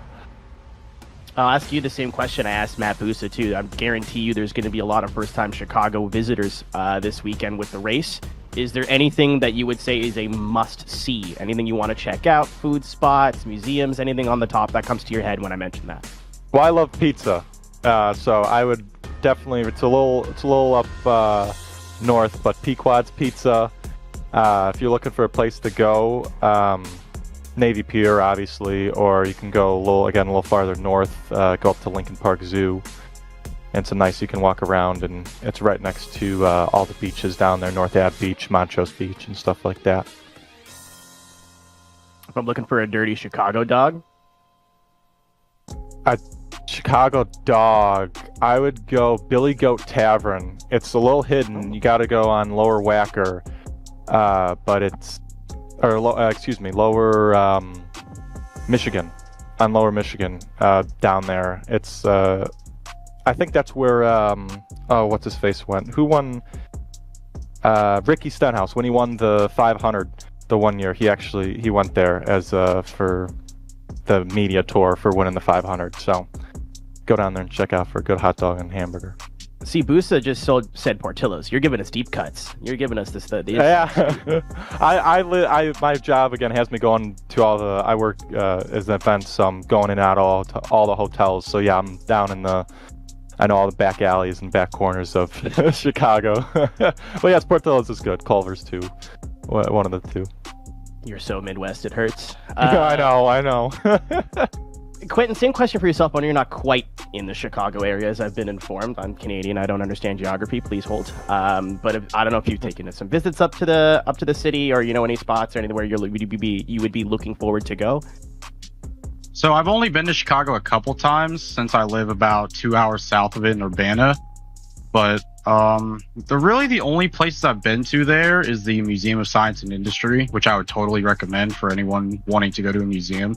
I've heard the Field Museum's pretty good too, but I've never been there, so I'm not really sure what's in there. I don't even know what's in there, to be honest, so I'm not really sure if I'd recommend going there or not, but that's really all I can say, because I haven't been to Chicago in a really long time, but I am going there for the NASCAR race this weekend, so that will definitely be a new experience.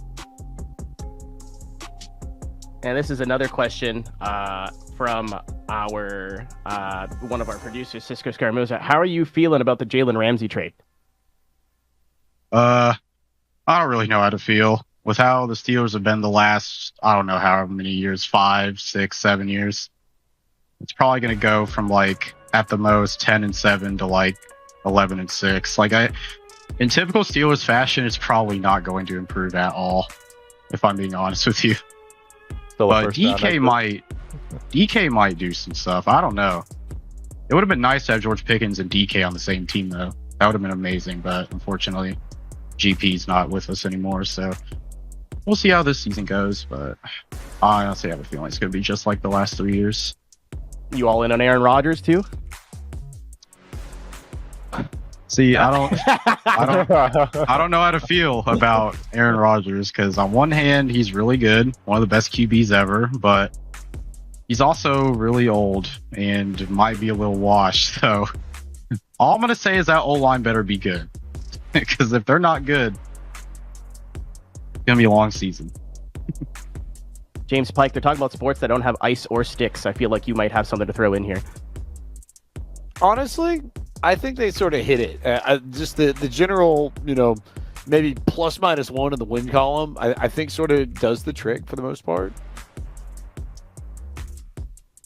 Do we want Blackhawk stakes, Keenan? Do you need to feel like going home? No, I think we're good. It is Canada Day. It is Canada Day. It is true. I'm all in on our boy Connor, but they got a long way to go. They need to get that guy some help. Oh yeah. Yeah, that's true. How about the question of the day, Keenan? I think you're pretty good at that.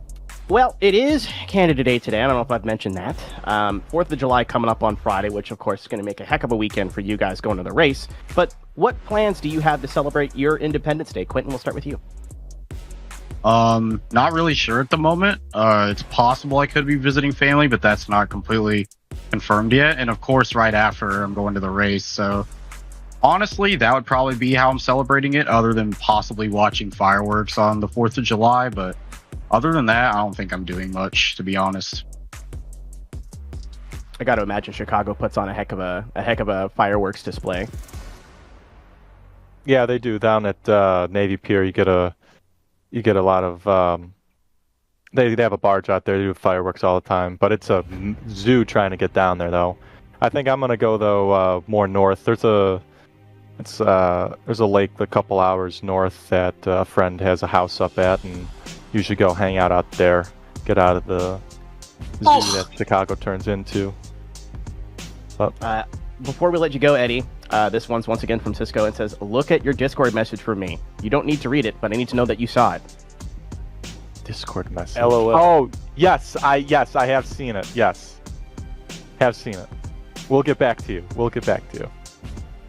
Okay, cool. That is a message from directly Cisco Scaramoza. Well, thanks for joining us, both of you. Have a great weekend. Enjoy your 4th of July holiday. Enjoy your NASCAR Chicago Cup race. And we will see you next time. Thank you. Thank you. Both of yous, Keenan, right? Both of yous, boys. Both of yous. You could do the accent. It's fine. You won't hurt my feelings. Yeah, well, I've been told sometimes it's good and sometimes it's bad, so I'm going to refrain from that. And I'm going to make perfect. I'm going to... Yeah, but not here. We're gonna do the smart thing, and we're gonna talk to Genie Motorsports Ethan Lane, filling in for Brian LaPrade this evening, and the other half of Hayek Motorsports, Dylan Alt, who's got a pretty strong road course resume in his background, a lot of karting. So I want to start there, Dylan. How much has your karting background and that sort of road experience that you have, how much has that parlayed into coach success, and how does it help you become faster here? I was like 8 years old when I started karting. It was at RPM, and it quickly changed to K1 speed, and I started racing that when I was, just 9 to 13, 14. And then once I got out of that, I went straight into iRacing and went from pro to pro. And karting helped a lot.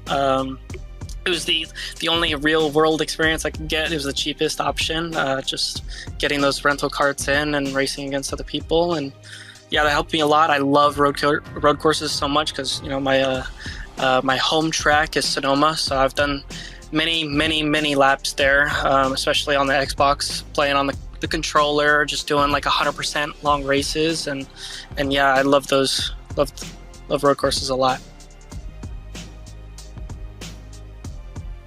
Ethan, what was your experience like tonight? I know maybe not the run that you wanted, but just being able to compete in this series and seeing how talented this field is up close. Do you leave tonight with a new appreciation of how difficult it is to be an eNASCAR Coca-Cola iRacing Series driver?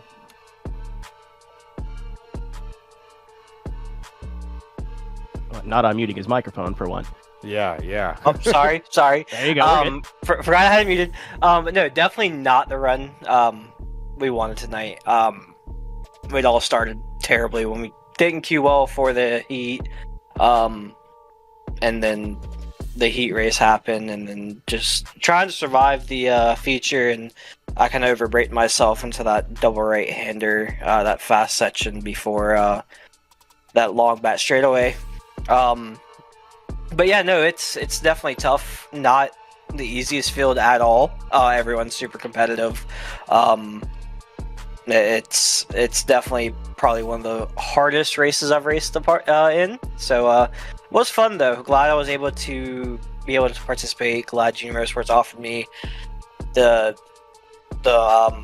ride tonight. Been wanting to get into the series for a while. So yeah, no, I had fun with it. Not the debut we wanted. Hoping we'll be back later this year. Justin Malillo, it's your time. You said you weren't going to introduce me back in, James, but I appreciate you. I didn't say anything this time, and I goofed, so that's on me. I'll take the L. Rookies. It's all good. I will. I'm going to start with Dylan here, because I've been wanting to talk about his run tonight, and I've been talking with everybody about what their future season looks like. But Dylan, your race tonight was crazy, right? You started 12th. I believe in the sprint, immediately backwards in turn 1, had to come from last to finish 22nd. you started 22nd then in the main event and worked your way all the way back up to finish, I believe, 14th. So just take me through that race, and if I'm not mistaken, that also means that keeps you in the playoff conversation. You're tied for that final spot going in with 2 races to go. Yeah, every race seems to be some kind of mishap in qualifying, or me being in the back in the pack and somehow making it back up in the top 10, top 15 area.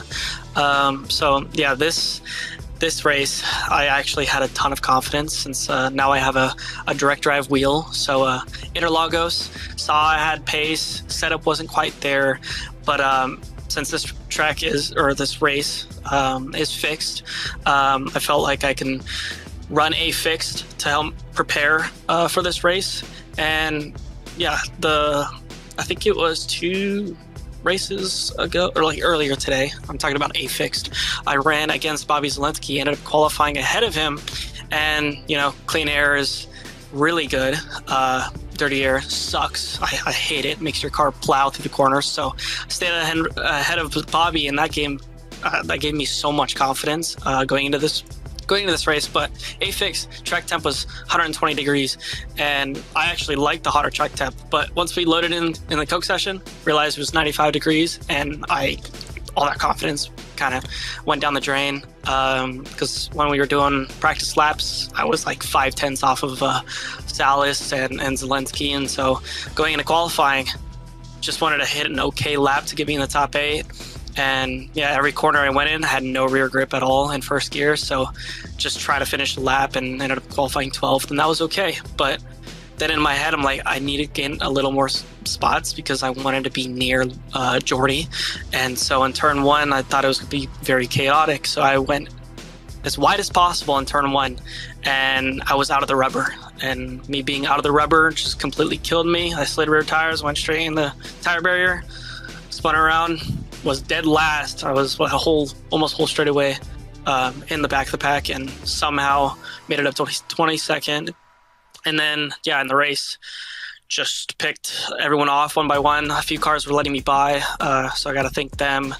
And yeah, I did have a Hail Mary send into the second to last corner, lap 26 against Cody Bias, and that did not work out. So I went from finishing, I was going to be 13th, maybe 12th, to back to 14th. So yeah, it was a very hectic race, but managed to get a solid result to stay in the playoffs. And yeah. Ethan, first of all, I want to welcome you to the eNASCAR Coca-Cola iRacing Series. Congratulations on making your first start tonight. As you mentioned, though, probably not the result that you would have wanted. But I'm gonna steal this one from probably either Keenan or James here. And you know what? I made these questions, so I'm gonna ask them anyway. I asked them all, or I got somebody to ask them all back in January to our eNASCAR drivers. So, Ethan, we did a rapid fire session earlier this year, and if you watched the pre-race show, you might have seen some of the other drivers asking or answering these questions, but I'll go ahead and ask you the same ones. Do we like thin crust pizza or deep dish? Deep dish. All right, and then what's your best pizza topping? Pepperoni. And does pineapple belong on pizza? Depends on the situation. Oh yeah? What kind of situation? Where you're located at. All right, fair enough. I appreciate you for asking it or answering that. I do want to ask you as well, what did the lead up to stepping into this number 88 car look like this week? When did you get the call? How much time did you have to prepare? And do you think you got enough time to prepare? I don't even know if I got the call a week ago if I had enough time to prepare. I got it yesterday at 12:30 while I was on lunch from work. And so I was like, okay, cool. We got to come home right after work, sit down for at least 3-4 hours, put in laps. And then today we only had about an hour before the session went up. So 5 hours, not much time for probably one of the toughest road courses we go to. But I had fun with it. I knew I wasn't going to be anywhere near the pace I wanted to be near. But it was fun. Glad you had fun. Thank you both for your time today. I'm going to toss it back to Keenan Kusin. Gentlemen, we'll start with you, Dylan. I've got a question from our Twitch chat from Mrs. White, Trisha Breyer. Not Breyer. That's not Breyer. It's Parker's mom. If I mess up it again, she's going to get mad at me. Dylan, what has helped you be so consistent this season? I don't know. With the help of Nexus Esports, that's a great team that I've been with for the past almost 2 years now. And last year, you know how bad last year was? I finished second last in points. We just could not figure out the car at all. And this year, we've actually figured it out with the new build. Definitely helped. Yeah, with the new build, I feel like it's more like a dirt race. You cannot race right behind somebody, so you have to move around different lanes and figure out what is fast, since you cannot be in dirty air at all. So the first race was Iowa with the new build, and I think I was one of the fastest cars through the field. But we still have to figure out qualifying. I think it's more like it's a 50-50 issue. With me and also the setups just not being there. But also, I think I actually have a little bit of luck. I don't want to, I guess, I don't know, knock on wood. But yeah, this year, yeah, been very lucky staying out of the wrecks and avoiding all the chaos besides this race. I was kind of the cause at the beginning of the heat. But yeah, just gotta hope for Indy being a very draft fest track, as well as Atlanta, kind of just trying to stay out of the wrecks. And also Indy, you have to drive in dirty air, so I have to figure out how to manage my way and also have a good qualifying lap. But yeah, we'll see what happens and try to stay in the playoffs. What's the cat's name? Give me the story on the cat. I know you tried there at the beginning, but we weren't talking to you yet. Good luck. Yeah, the cat is laying on the ground right now. Pretty fat cat named Rico. We found him under the car. I think I was in middle school. Yeah, he was just somehow the garage door. Yeah, the garage door was closed. Oh, now he's spotting me. Yeah. Yes, they do. Yeah. He was closed. Oh my god, the cat is so big. But yeah, his name is Rico, and he's a pretty mean cat, but for some reason he loves being in my room. And so during these Coke races, he's always like messing with my feet for some reason. But yeah. Ethan, I see multiple vacuums in the background, so I would assume you're also a cat owner. We are. Not my vacuums. They're my fiance's. He works for a vacuum store here in Raleigh. He's always liked vacuums, so we have a lot more. These are just the few you see that are in the house. We have more in a storage unit in Charlotte, and then a couple more in a storage unit here in Raleigh.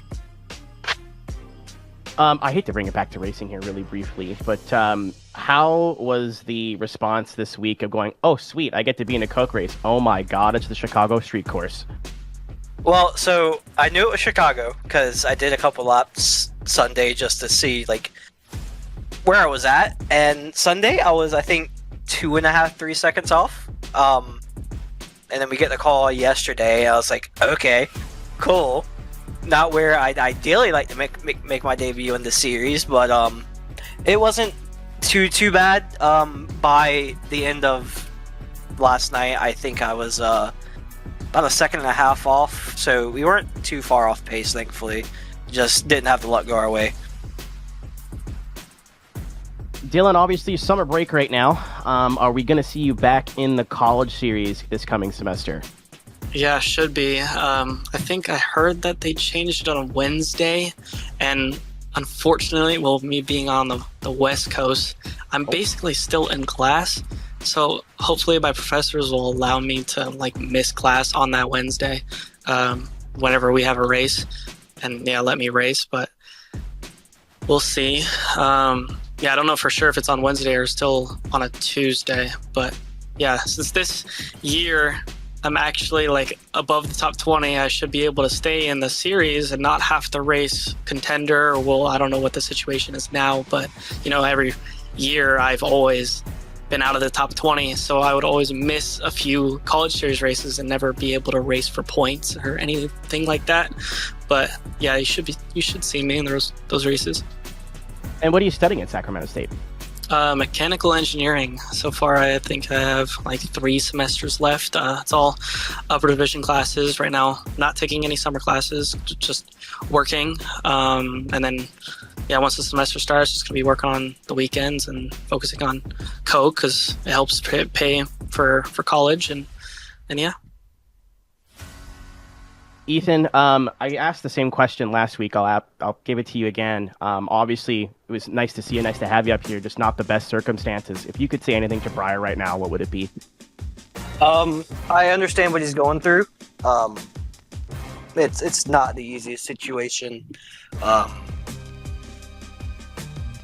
And just be there with family. I went through it with my dad when I was 20, I think. Or 21. No, I just turned 20. So I completely get what he's going through for sure. Again, just for those who don't know, Briar unfortunately lost his father unexpectedly and is going to be taking some time off from the Coke Series for now. Again, it's nice to see Ethan. I wish it was under better circumstances. Just to bring the mood back around just a little bit, we'll throw in our question of the day. Ethan, we'll start with you. It's Canada Day here today, 4th of July on Friday. How do you plan to celebrate your Independence Day? I don't know. My parents are throwing a party on Saturday, so think about driving to Wilmington, seeing them, hanging out with family and stuff. And yourself, Dylan? I did pick up a shift earlier today to work just for the morning because, 4th of July, everything happens at late night. So I might have my girlfriend come over here, or maybe I'll drive over there. We don't know for sure, but I definitely do want to have like a barbecue or something and at least watch some fireworks. But yeah, over here in my neighborhood, it gets crazy. I know a few years ago, like the house across my street ended up catching on fire. So I might have to stay at home and like make sure that doesn't happen in our house. But yeah. You getting holiday pay for that too? Yeah. That's why I took the shift in the morning, because, yeah.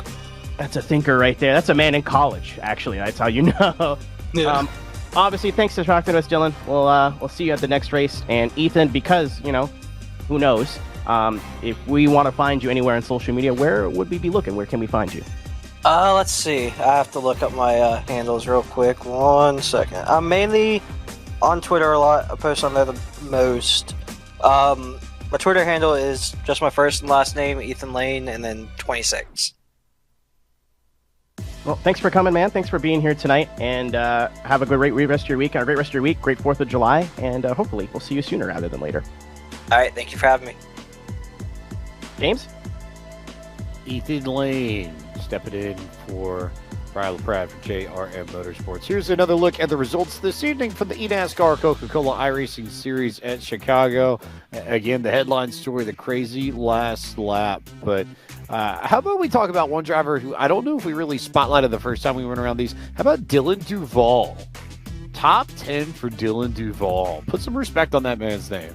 That's got to feel nice for the Nova Scotia native, Dylan Duval, getting up there in the top 10. Nitro Circus team has always been, it seems like they picked it up from last year, and they were already in a good spot.